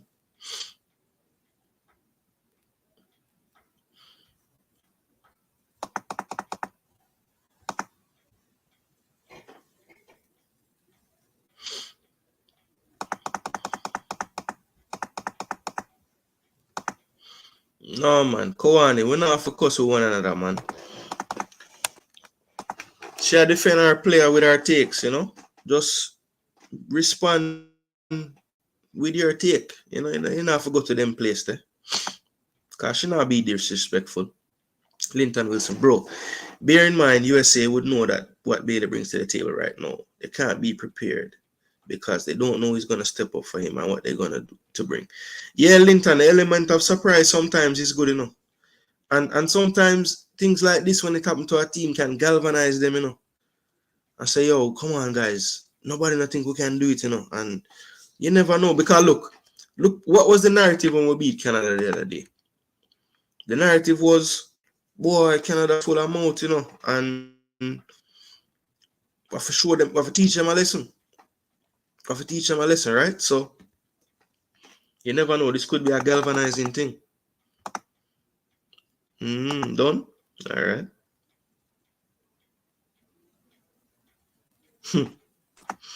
Boy. So when you go back to your place, you know, it's hard for break habits, you know. It's like all the old something them forward back in the head and you know, you forget who you are. Look like Chippy reach a Jamaica and a Leon need to come. If anybody can tell me what Bailey ever done good, I will never use. Kawani, stop it, man. Maybe what he does good for Jamaica is not on the pitch for the colors sometimes, but behind the scenes, man, him talk to a lot of players about playing for us, man. It's true. It's true. Gray, he was talking to Gray from ever since at Leverkusen, so me know you rate what Damari Gray do for me. So we can at least give him that credit there behind the scene, you know. Maybe we not get everything we want on the pitch, but we can at least give him that credit there behind the scene. Okay.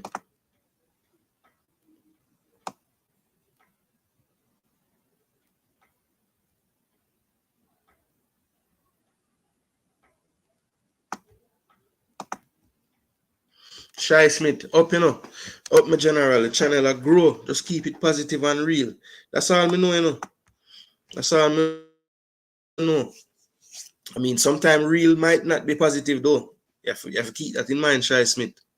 I not beat nobody on purpose, but sometimes the reality is not good to hear for some people. And that's just the bottom line, or the opposite of top line, because they will why me. They will why me. You don't want to get wiped on YouTube, you know. Sometimes I think you can't recover from them things, you know. It takes a while.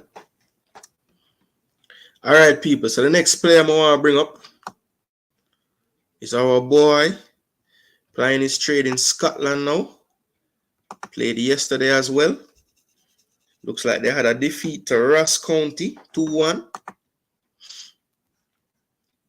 It was a lot easier to find this guy's games when he was in the championship, you know.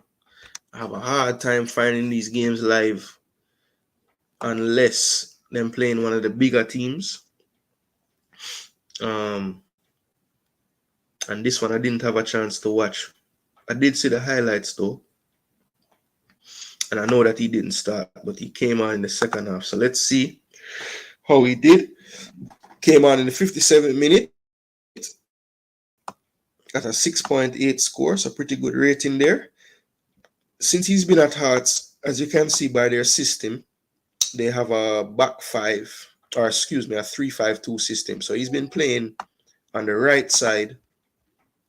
He's been playing on the right side of that midfield five, so as a right wing back. So a little more attacking for Hearts than he was at Rotherham. But let's see here. He had 33 minutes played, 1 tackle, 1 dribble pass. He was 2 for 4 on ground duels. He had 34 touches and lost the ball 8 times. His passing was very good on the day, 21 of 25 for 84%. He did have 1 key pass out of those. He tried 2 crosses and was unsuccessful on both. He was 1 for 3 on long passes and 1 for 2 on dribbles attempted. So decent showing off the bench for Dexter. Looks like they were down 2-0, got a goal in injury time, but just couldn't put it back.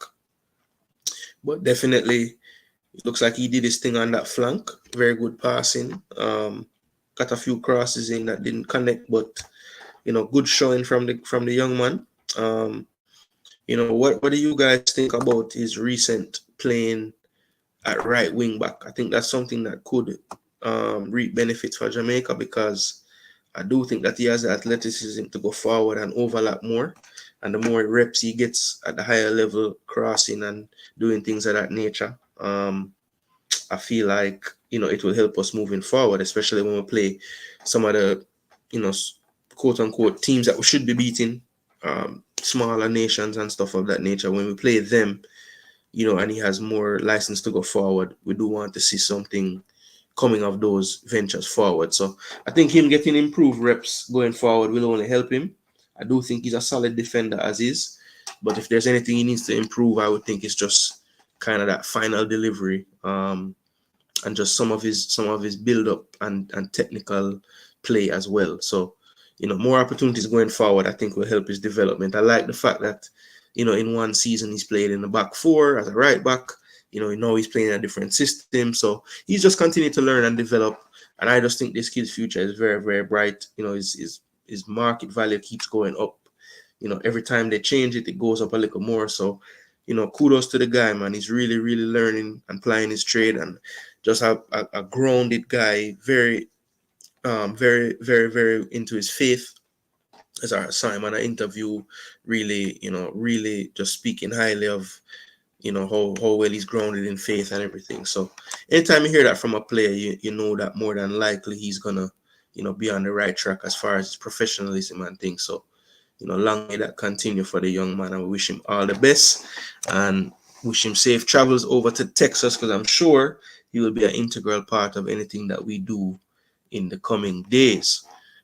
Brent asking a question: what about Reece Nelson and Mason Greenwood? Well, Brent, as of right now, nothing to report on them. I've heard a bunch of rumors about both, but as I said, for these programs leading up to the Nations League, I just want to focus mainly on the players we have available to us. And once that can of worms forward back around after the games are done, then we'll do some more research and we'll do a show upon it, So yeah, man, me know. Then me why you and I'm caught myself. Maybe a little late, but I did keep myself. Jano Aldean. Una always I beat up my friend, but I feel like the way I wanna go on, make him go on is like a retaliation thing, And most of the time him not say nothing wrong, But the way how the man head chip when you start attack him, it just get, it kind of, it get rough sometimes, But look, to each his own, Theme style that, and that's how him do him thing. And that's one thing I rate about him. The man never try to tell me how to do a thing. Like, he must show me something about like the YouTube stuff and like stuff what him can teach me.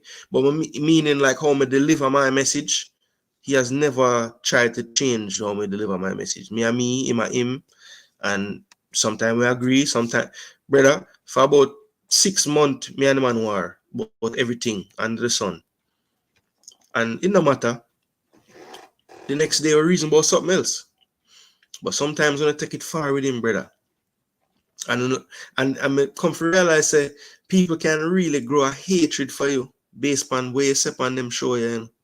It's crazy, like people take the thing so serious, but I hear a man calling on a program and I burn him out earlier. And to me, I set up for the show. I really have my phone for you. But at the end of the day, when I really have a comment and say, the man, you know, him talk with him, I say, him feel away there. Me not agree with it. But I saw him feel. The man get offended by the man title today. So, I don't know. And the whole war in the chat go on, and they might explain why him put where him put in the title. And the people them no business with him, I say. Them just burn him out same way. I'll keep it real, brother. But sometimes it might not be positive all day. Not just so life go. Trevante bag the goal today. Yeah, fresh. Me did see that fresh. Thank you for bringing that up because if not on my list and I probably wouldn't have highlighted it. So respect for letting the people know Trevante Stewart scored his first goal on loan in Serbia today. So big up to the baller. Also, the other player that was also in disciplinary hot water for this window, ironically wasn't named in the 60-man pool, but Bailey was. So I think Jamaica was just ensuring that the USA would prepare for Bailey and not let the cat out the bag. So I think, personally, I don't see any problem with that. I think it was well played by them. I think, you know, if Bailey's omitted from the 60-man squad, that means we're talking about Bailey being omitted for a month instead of just 2 days leading up to the game. So I think that was the best way to play it, personally. Your friend is biased, bro. Too biased, to be honest. I see him try to change your mind when you said Denzel improved in the second game. Yo, Aldane, one thing I rate with all of you guys pay keen attention to things, you know. You guys pay keen attention to things.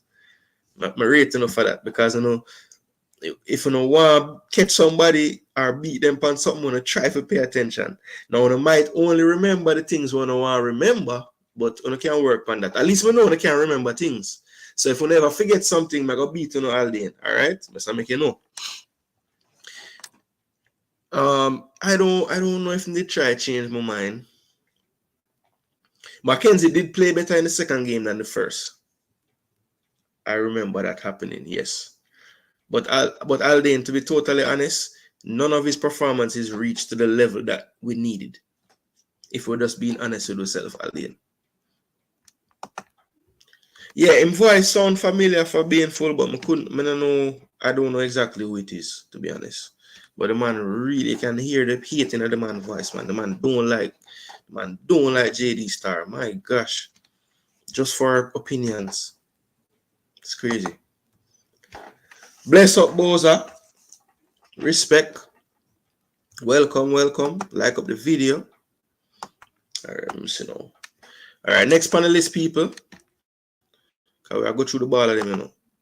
And I leave out no ballers. I respect again Fresh for letting the people know. Cause I knew, but I was not planning on talking about it tonight because I was working with the 23-man list.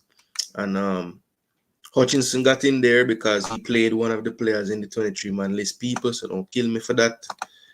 It's just, you know, I was doing that game, and that's why. All right, so as you can see, people, Tavon Gray did not start this game. He came on in the 83rd minute. So let's see if he did get a 6.5, so that's pretty standard. Just basically means he didn't do anything wrong when he got on, didn't do anything exceptional either. In his 19 minutes played, he had one clearance, only touched the ball twice, never lost the ball, and made one pass. So not much time on the pitch. Tavon Gray, you know, kind of in and out of New York City team since the season started, had an injury, missed a game, came back. So, you know, not the strongest start to the season for him. You know, usually over the years, a perennial starter for them, but kind of up and down towards the end of last season. And that kind of continues this year. So, you know, the timing is a bit weird to not have Javane Brown and have Gray instead. But everyone knows that I'm not the biggest Javane Brown fan. And I had high hopes for Gray before he came in, but I don't think he has done, great. I do think that people were overplaying how badly he did in the game. I believe it was against Grenada in Grenada. I don't think he was terrible, but he did come off at halftime. Looked like he was kind of nursing an injury or something that day. But yeah, Tavon Gray, I think a player that we haven't seen the best of for Jamaica yet. But I do think that there's a good player in there. I just feel like he needs a little more confidence with the team. Maybe he just needs that one performance where he just feels like, okay, I belong with the team, because I do think there's a player in there. So let's see if that can come out of him as we move along.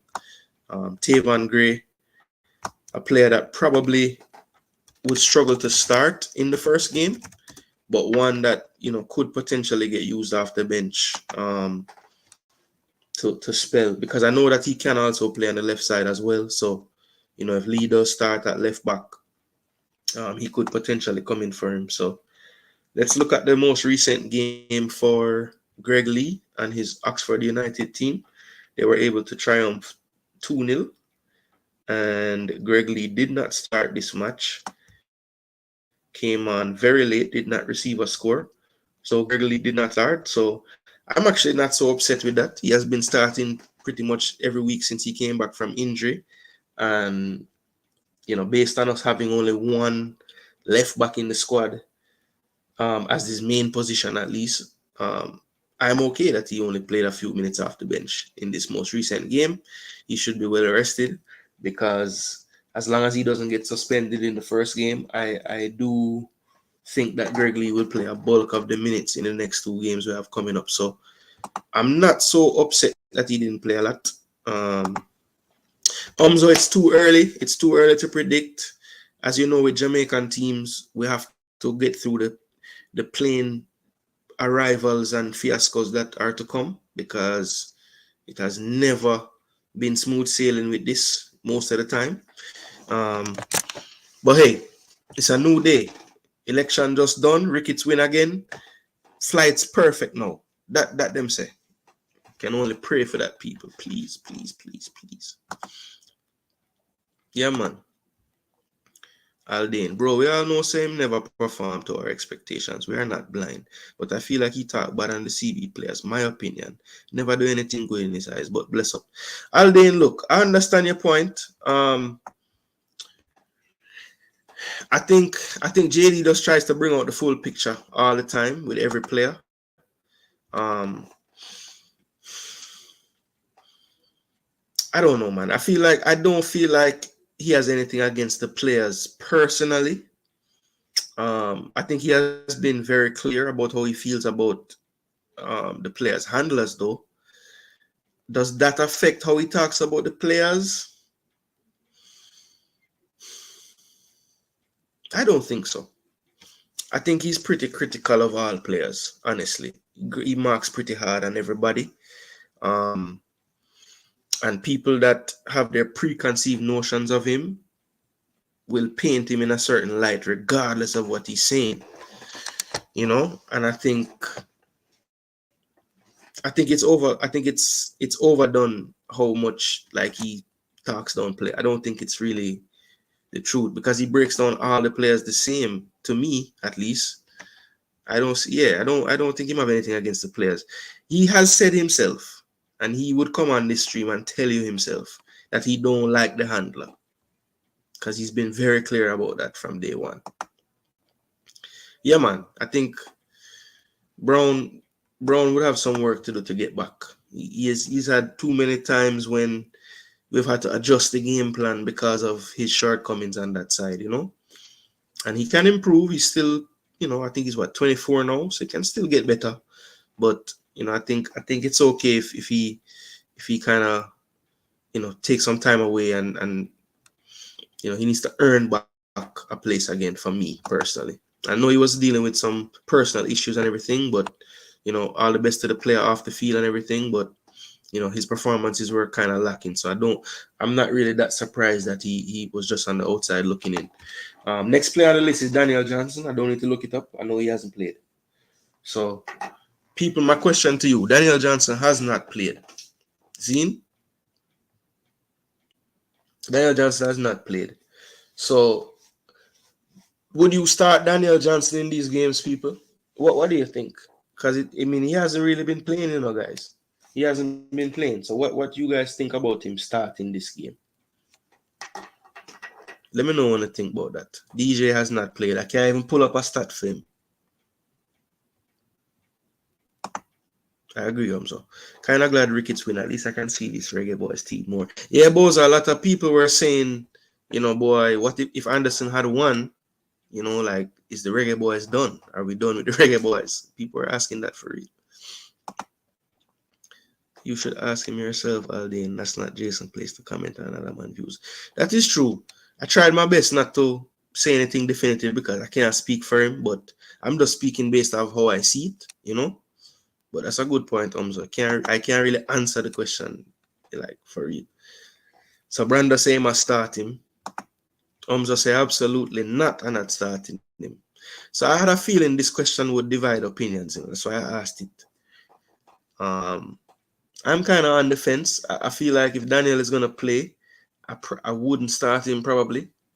I feel like he probably has a part to play, but it would probably be a roll off the bench for me personally. I just feel like it's a disservice to him to put him in this game, knowing what his club situation is like right now. I just don't think it makes much sense. It's not logical. Logic one. All right, logic one have him team up. Lee, Hector, Bernard, Lemby, back four. Cephas, Lowe, Johnson, Reed, mid four. Cephas, Lowe, Reed, Johnson. So Johnson and Reed in the middle. And Lowe and Cephas wide, I'm guessing. Oh, Damion Lowe. Okay. Damion Lowe in midfield with DJ, Cephas and Reed wide. And then Lowe and Antonio up front. Not bad at all. The only thing I would change, I don't feel like Lowe in midfield can work for 90 minutes. I think it's something that we have to do in like a spot or a moment or a half. I don't think the 90 minutes would work. So I would keep the back four the same if Hector was playing more minutes right now. I don't know if he's match fit to start the game. Even though I like the balance a little better with Hector and Bernard because you have, one that's more of a ball winner and one that's more of a reader of the play. And they both are a little bit better. Well, they both have much better proficiency with the ball. I still feel like Lowe starts in this game for me. I think when you factor in like the history of Lowe against the USA and him being successful against them before, I feel like he tends to have some of his better games against the US if you really check the history. So I would start him just for that reason. I would start him with Bernard. I know people say they're both rash and everything. I don't think Bernard is a rash player, people. I think he had some tackles in that game. Forget which game it was, and people just were like, he's rash. And I'm like, that was one play. He came on and got a yellow card quick, and people say him rash from that. I'm like, Joe, he's not rash. He's not a rash player, I don't think. Other than that, though, I like the team. As I said before, I wouldn't start Johnson. So my midfield would more be Karoy, Anderson, and Palmer, right? And I would play Lowe and Reed wide, and I would start Antonio. No, I can't do that. But rough, because I want Lowe to play. I want Palmer to play. Yeah, so I would change around the midfield. Lowe in midfield, put Palmer to start in my front two, but like behind the striker. So really a center attack in midfield. So I would change a little bit of that logic, but that team can work same way. Not a bad team logic. And the coach going to play 4-4-2 more than likely. So at least you're more in line with what the coach system would have looked like. Probably would give him a start, yes, provide a few assists. Yeah, he does tend to progress the ball better than most of the midfield, but again, I'm just worried about the legs holding up, Coach be on point with making. Yes, Sylvester, I agree. I think the subs are going to be crucial in this game. I think he's gonna have to make them at the right times and pick the right people to make the impact. Who do you think are the new players Grim tried and is trying to get? I know they're still trying to talk about talk to Hayden. I know there was contacts made with Mitchell. I know there was contacts made with Nelson, Greenwood. I believe they spoke to Lewis Baker again. Other than that, those are the names that I've heard float around. I don't know if this most recent one, he talked to all those people. But I know recently he's spoken to like Nelson, Greenwood, Mitchell, mainly PL players. He's definitely trying to get the PL players right now. Exactly, Jason. Hurt him more than help him if you put him out there not ready. Yeah, man. Alden. Lowe won't play CDM. He'll be all over the midfield, maybe reach up a forward, start him at centre back. Yeah, Alden, I keep telling everybody, you know, that to how I see the coach play, I don't think he plays with a CDM. The two in midfield in the four are box, they operate as box-to-box midfielders, people. That neither one of them sit in front of the defense. Neither one of them. They both press and try to win the ball when teams build on us. And that's why sometimes there's too big a gap between the back line and the midfield. Because we don't have that balance. I would love to have the 4-3-3. I think it would provide more balance. You have a CDM that can sit, and you have your two box-to-box. Or you play two CDM, or, you know, a double pivot. One sit a little more than the other, and then you have a actual central attacking midfielder to link the play. I feel like it would be better if we just play like that. But the coach, I think he likes a defensive 2 banks of 4. He just likes that more. But to me, sometimes the wide midfielders are not disciplined enough, and it look more like a 4-2-4. And then the 2 midfielders die because they have all that ground to cover by themselves. Which players from the bench can actually make a difference? But I think if DJ doesn't start, he can make a difference. I know he's not your player, Omzo, but I do think he provides something. I think if Bailey Cadamarteri is there, that's somebody that can make an impact off the bench. For the first game, I think that's about it, though, to be honest. Because the other people that would make an impact are going to be on the field. Because without Gray and Nicholson, that means, you know, Jamal Lowe would have potentially been on the bench starting, who could have made an impact. Yeah, I mean, you know, maybe potentially Palmer doesn't start if everybody's there. So he could have been an impact. So I think the suspensions really take away the impact. But I think he's going to have to get strategic with maybe leaving a player or two that should start or could start on the bench just to have a way to change it at some point. Because I do think the way USA play, we're going to have to make subs in a timely manner because they press the heck out of you. So, real sad action. Sylvester Whittingham. I would like Lowe playing CDM and sit back because you have the energy to put pressure on USA when they're attacking. Well, Sylvester, the coach need to play a system with a CDM that sit back then. Because the coach don't ask neither central midfielder to sit back. He asks them to go up and back, up and back, up and back. You heard Lowe after that game? Man say he was so tired from playing midfield for 45 minutes. And now I want the man play the midfield for 90 minutes. You want him dead. Let him play CB, man, where I'm used to. Maybe the coach will start Gray as CDM, the right back youth.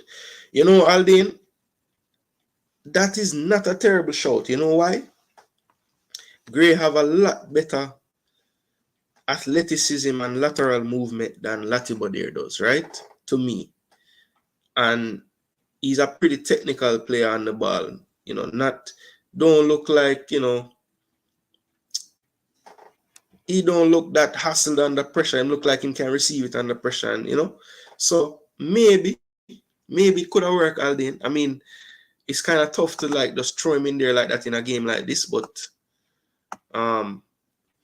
maybe, who knows? Maybe the coach have that up his sleeve, another player in the team that can be converted. Because when Latibeaudiere came, we figured he was going to play defense and then play midfield. So who knows? Maybe him convert another person. But of all the names on that back line, some man would say King is the perfect thing for that. But me, I would think Tavon Gray, or even I think Tavon Gray would be the best to do that.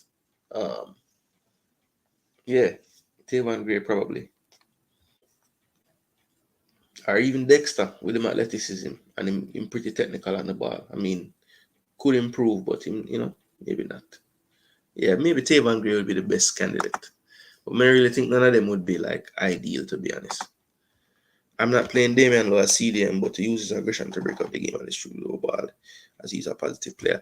Yeah, logic one. Look, we saw it in Canada for about 10-15 minutes of that second half. He really helped in terms of winning the ball high up the pitch and creating opportunities. But there was another 30 minutes of that half, that we weren't on top four. So people kind of forget that. I mean, yes, we won the game and we finished the chances. We got the penalty to win the game. But Canada had chances in the second half as well, people. So it wasn't all roses in that second half for us. Watch back the game. Lamoy squad. Goalkeeper Blake, Lee, Lowe, Bernard, Lemby. Midfield Bobby, Johnson, Anderson, Cephas. Forward Antonio, Palmer. That can go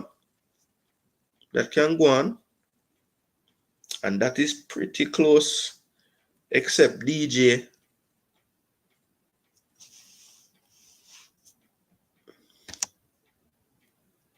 But that's not bad. I wouldn't hate that.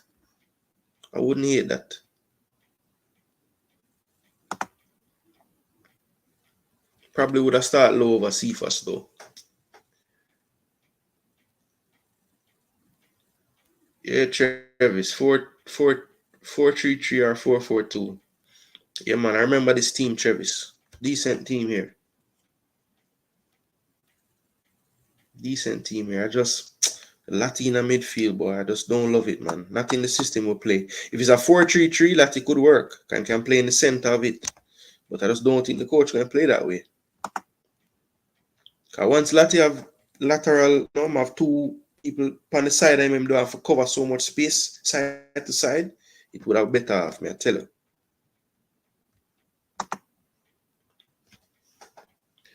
Yeah, Biro Golden, he don't play bad there, but the system is so different there. Coventry played Wolves at Wolves Yard, a Premier League team, and Coventry outpassed them. So it's a passing system with multiple options when a player receives the ball. How much time you see a Jamaican midfielder receive the ball and in turn, and I just one long diagonal pass option him have. Him not have nobody to show. So systems really create a lot of reasons why players get the stats they get, Look at Jamal Lowe for his team. 29 times the man kick the ball long, in a one game, So that must be instruction, brother. Can me see Lowe when him first come around, the man with him foot, better than Blake, and pass the ball good, 29 long ball him having the last game for him team, him club team, So systems dictate a lot. Believe me. And the coach does have a system.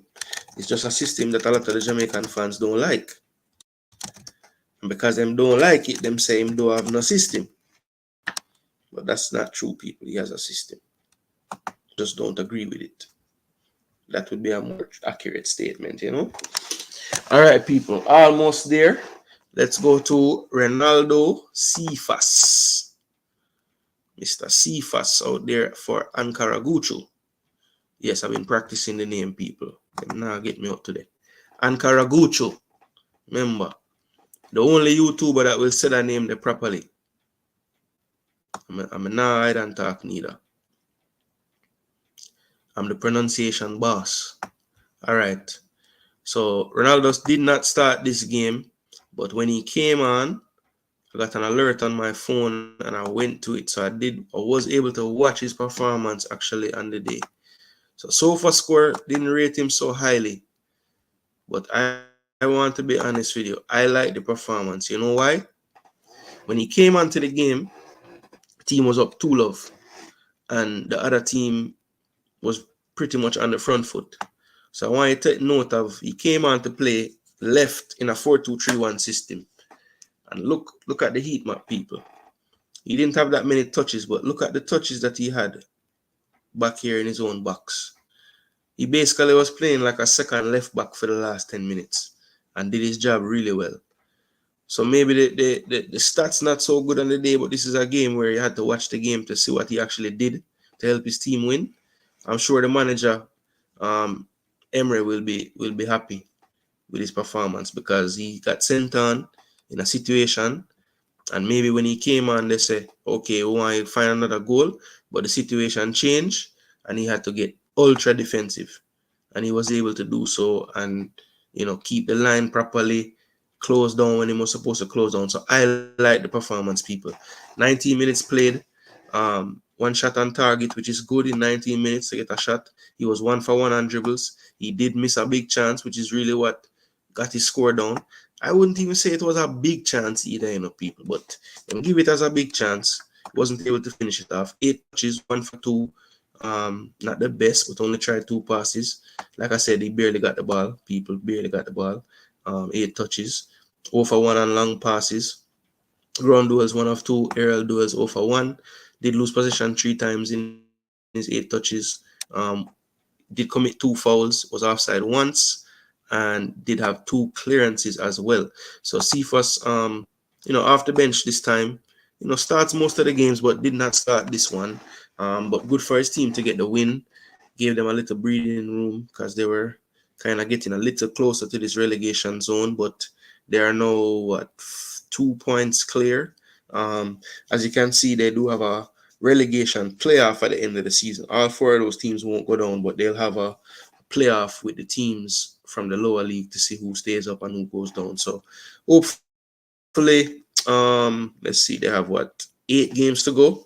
They're only 2 points outside that little zone, so they're going to need to maybe get a few more results before the end of the season to make sure they stay up. And I am hoping that they do because, the player seems to get a lot of time with the team. The manager seems to believe in him and everything. So hopefully he can stay there and they stay in the top league so he can continue to develop. Yeah, man, it's a mistake, boss, and not kill him. 4-3-3 mean for type, man. People have not missing nothing, All right. Renaldo Cephas, that cool.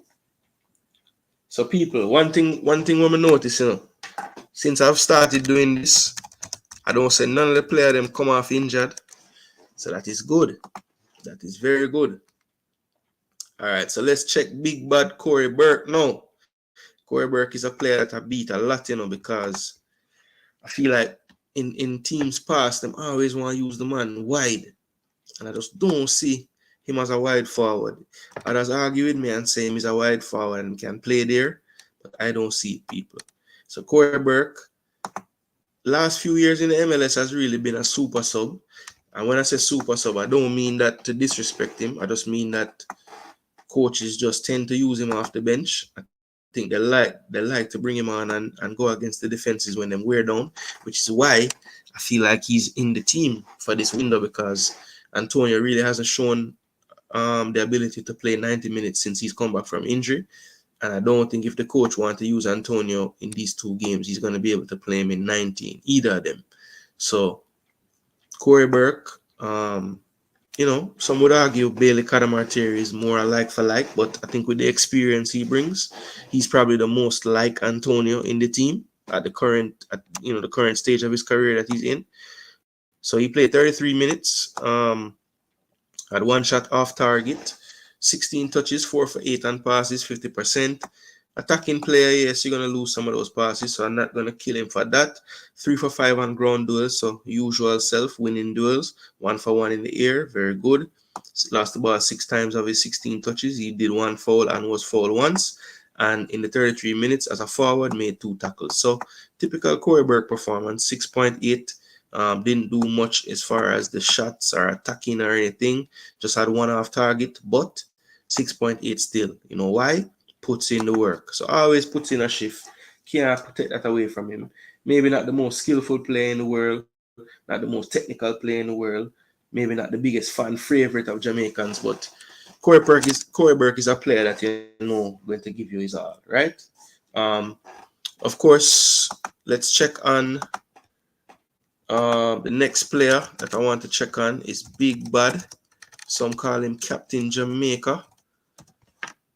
Big Mick, Michail Antonio.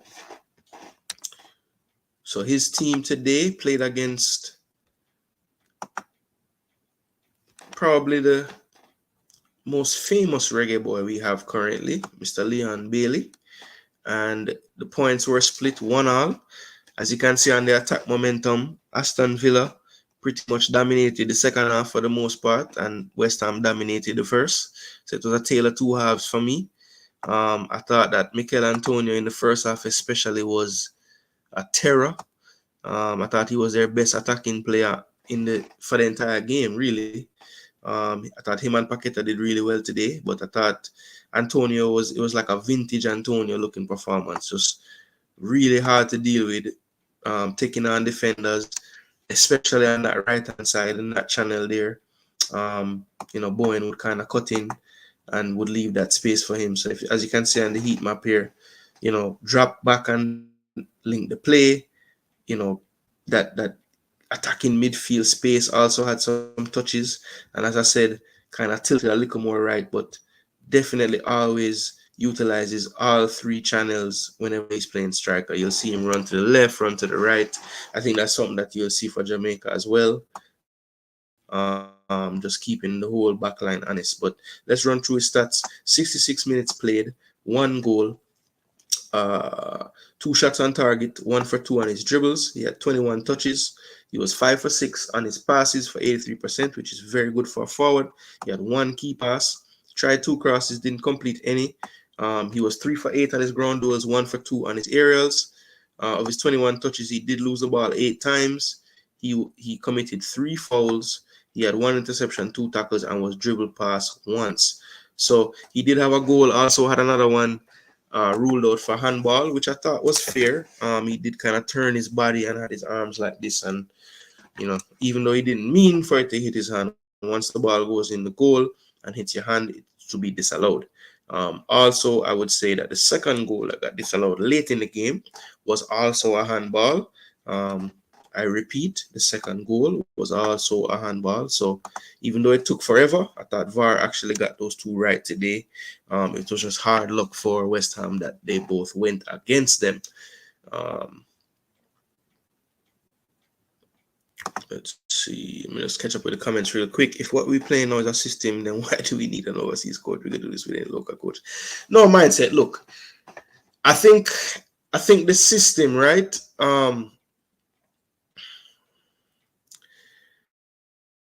I do see an improvement mindset in getting more bodies around the long pass. So yes, there are times in the games when we send it long and it's like, why? It's 3-on-1 for the guy. But I think a lot of the times when we do score a goal, it's a direct pass to one of the strikers who is kind of showing for the ball. It's flicked onto a winger, and then we go and attack in space. So I do think that the transition from defense to offense has improved. On the rare occasions when we do pass the ball and just play 4 or 5 passes, we tend to get into advantageous positions now more than we used to, right? And I should caveat that with, when we make 4 or 5 passes that are progressive, we end up in an advantageous position. So look, mindset, I think you're being harsh if you're saying that we could have just do this with any local coach. I have seen improvements in a lot of areas. I think that the overall discipline of the shape of the team is better. It's not as commonplace to give up breakaways to the other team as it once was. I've seen improvement. I think a lot of the goals that we have conceded have been like individual errors. I don't think they can be down to like tactical deficiencies or anything like that. The one thing I will say, the coach needs to figure out how to not be outnumbered in the middle of the park. I think he places a lot of emphasis on being equipped to counter teams, and I would love for us to find a better balance between being a counter-attacking team and being a team that's able to progress the ball through the thirds. I wish we could do both, because right now it seems like we just want to counter all the time. And, I don't know if we have the depth of squad for that type of game all the time. We need to figure out a way to have spells to keep the ball. So that is what I think I need to see the coach unlock next. Like being more comfortable having the football. No disrespect, but I'm not a fan of Burke play style. Yeah, it's not everybody's style. I mean, he's definitely what you would call a swashbuckling forward. Not the most graceful of players. But I think a player that can do a job for a team off the bench. And somebody that's going to give you 110% for sure. I'm not really a big fan of her. I do commit a lot. Wait, say all him do a kick over people. Yeah, I agree, but the coach likes him, so let's see. Yeah, most coaches that are around the team like him, even in the MLS. I mean, he's been one of the few Jamaicans that has been able to stay in the MLS for, I mean, what, somebody can help me out, but I know it's been at least about 6-7 years, maybe more. So yeah, kudos to him, man. Most of our players don't stay in the MLS that long. They're back in the USL after a few years. So, all right, people. Another player that was on the score sheet this week before leaving had a game yesterday as well. Jamal Lowe did not start this game, but came on in the 72nd minute and was able to seal the deal in injury time to finish off a 2-0 victory. Was able to see this goal, brilliant goal, picked it up on the other side, just before the half line, made a run down the left and was able to cut inside, beat a few, and then wrong foot the keeper to put it in for 2-0. So a really nice goal from Jamal Lowe, really showcasing his speed and athleticism and just kind of showing us all that, yes, he is back to full form in terms of his fitness, because that was a serious run that he went on. 18 minutes played, 1 goal. Had that 1 shot on target, which was the goal, 1 for 1 on dribbles, which happened during the goal. 7 touches, did not try a pass, only lost the ball 2 times, 1 for 4 duels, 0 for 3 on his aerials, 2 fouls. He had 1 clearance and 1 interception. So a good cameo from Jamal Lowe. Great to get some confidence in his feet, especially the way he scored the goal, as I said, making a long dribble like that. That should be something that just builds up his confidence going into this window, especially since he hasn't been around the team in a while. I'm sure he'll be wanting to show the coach what he's about. I think the last time he played on the Halgrimson was in Mexico in the 2-all game, and I thought he played well that day. So hopefully he can continue that. And of course, I won't bother doing the last 2, Shamar and Damari. They cannot play in the first game, so we'll leave them alone for now. But yeah, people, that's pretty much the whole squad that is eligible to play in the first game against the USA.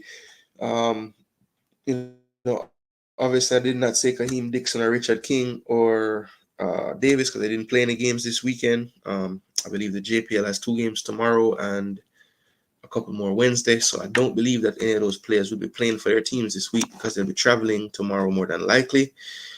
So yeah, that's it, people. That's all the players that played. Let's see. Dang, it's been 2 hours and 23 minutes. So I want to just thank everyone that has tuned in for this program tonight. Had a great time just going through the team, discussing. We did veer off a little bit. And yes, before I go, people, I did want to finish with this one thing really fast. So let me stop sharing this screen and get to this other one. All right, people. So I saw this article in the Gleaner, right? And I wanted to just touch on it really fast to close out the show, because I do think that we need to be careful what we wish for sometimes when it comes on to this whole information age and this YouTube space and people were applauding. People were applauding, some of the YouTubers getting involved with the JFF and everything.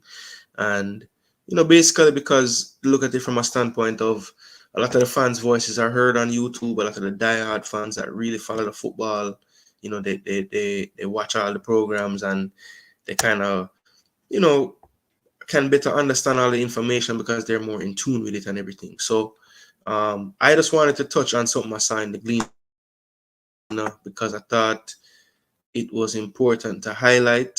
Let me share the screen. 1 second, people. Yeah, man, so respect. Organic, let's run the show. Talk about ball. Simple thing. Enjoyable. And remember, people, if you're watching this back on the watch back, just remember, leave your comments in the comment section. Still be a part of the conversation. Whatever I brought up during the program that you want to touch on, just let me know in the comments. Again, I want to thank everyone that tuned in tonight and had a chance to come and share in the discussion. Please leave a like on the channel. Remember, I'm trying to grow the channel, so if you're new, please subscribe, tell a friend about it. Obviously the space is getting very crowded,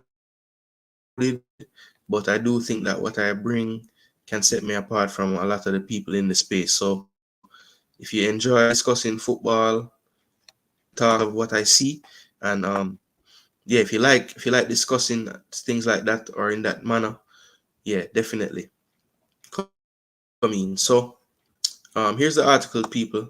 The headline is "Not in the Media. Reggae Boyz coach wants more confidentiality in the dressing room." So I'm just going to read it out real fast. Reggae Boyz head coach Jamal Lowe was critical of individuals within the JFF who have been leaking sensitive information ahead of schedule. This comes after comments made at the press conference on Thursday at the JFF headquarters. Lowe, accompanied by his assistant coach Marion Gordon, admitted that he has been displeased with the way in which sensitive information has been leaked into the Jamaica's fixture against the USA in the CONCACAF Nations League. The coach said it was interesting how the squad had already been revealed hours before schedule. According to Halgrimson, this makes the coaching staff uncertain about who they can trust with the team's information. It's interesting to talk about the squad because it's already on social media. So it's interesting and makes you wonder who you can trust or not. It leaks easily out here in Jamaica, so we need to be more careful, especially going into important matches like these, that we don't give away any advantage to the opponents. He also said information surrounding the suspension of Leon Bailey was leaked online, which forced him to address the matter publicly. Bailey has been dropped from the Jamaica squad to face the USA after the player, along with Trevante Squad, had broken the team's curfew during the previous camp. Halgrimson explained that both players had apologized for the infractions and had accepted their punishments. He further explained that the intention was to keep the disciplinary matter a private affair within the team. However, with the news being leaked online, he was forced to address the situation in the press conference. I know that if we don't explain, there will be a lot of questions. We have kind of finished this. Both players took responsibility for their actions. They apologized to us and the squad, and the apology was accepted. For all of us, the case is closed and we move on. It was dealt with inside the group and should always be done this way and not in the media. Again, someone felt it was necessary to leak it, and it has been all over the media for the last 24 hours. And I really would have liked to have presented this another way. But because of the leak, we just have to rip the band-aid and say things as they are. Halgrimson has called for the individuals responsible to stop leaking information because it puts the team at a disadvantage. There's an old Arab proverb that says, it is better to have 1,000 enemies outside of the tent than to have one inside of it. Yeah, people. So that article kind of speaks to what I wanted to close the show about, right? So for me, we need to be more careful how we disseminate information we receive. We need to fact check information we receive, and we need to stop running down the sensational titles and topics for short form videos or long form videos, right? I'm not going to knock anybody for what they do and how they try to attain viewership and get subscribers and all these things, right? My only issue is, why is it that we have to we're so enamored with getting credit for things. We're so enamored with being the first to do things when we should really be more enamored with it being the right things that we're bringing to the people. And I'm not going to say that every single time I turn on the camera, I'm going to be completely right. But what I can assure you is I have done everything in my power to try to be right before I speak, right? Whether that is if I'm breaking down games, watching as much games as I can. If it's discussing potential players for the Reggae Boyz, I'm going to try to reach out to the players themselves and the representatives of the players. And I'm going to reach out to the people in the JFF that try to get players. And based on that information, I will bring information to the people, right? I think that when people are, yes, Stefan, not just careful, but responsible. I saw a video about Omari Hutchinson's decision to focus on his club getting promotion. And I listened to it. And I left, after I listened to it, I left thinking, what, I actually asked the person the question, what was the purpose of this video? Is it that you just want the fans to know how you feel about what's going on? Because to me, it sounded like a campaign to force people to feel a certain way about what happened. If you feel a certain way about something, that's fine. But I just don't see how putting how you feel about a player, taking his time to decide what he's going to do with his international football future, how does that help the player to decide? Is it that you don't want the player to decide to play for us? Because if you put out videos burning them out for not even deciding to not play for us, just for saying he wants time to develop as a professional before taking on international football at the highest level. Why can't we just accept that as what the kid wants to do or the young man wants to do?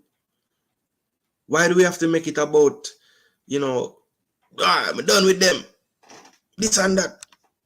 Another man made a video about the Latibeaudiere situation.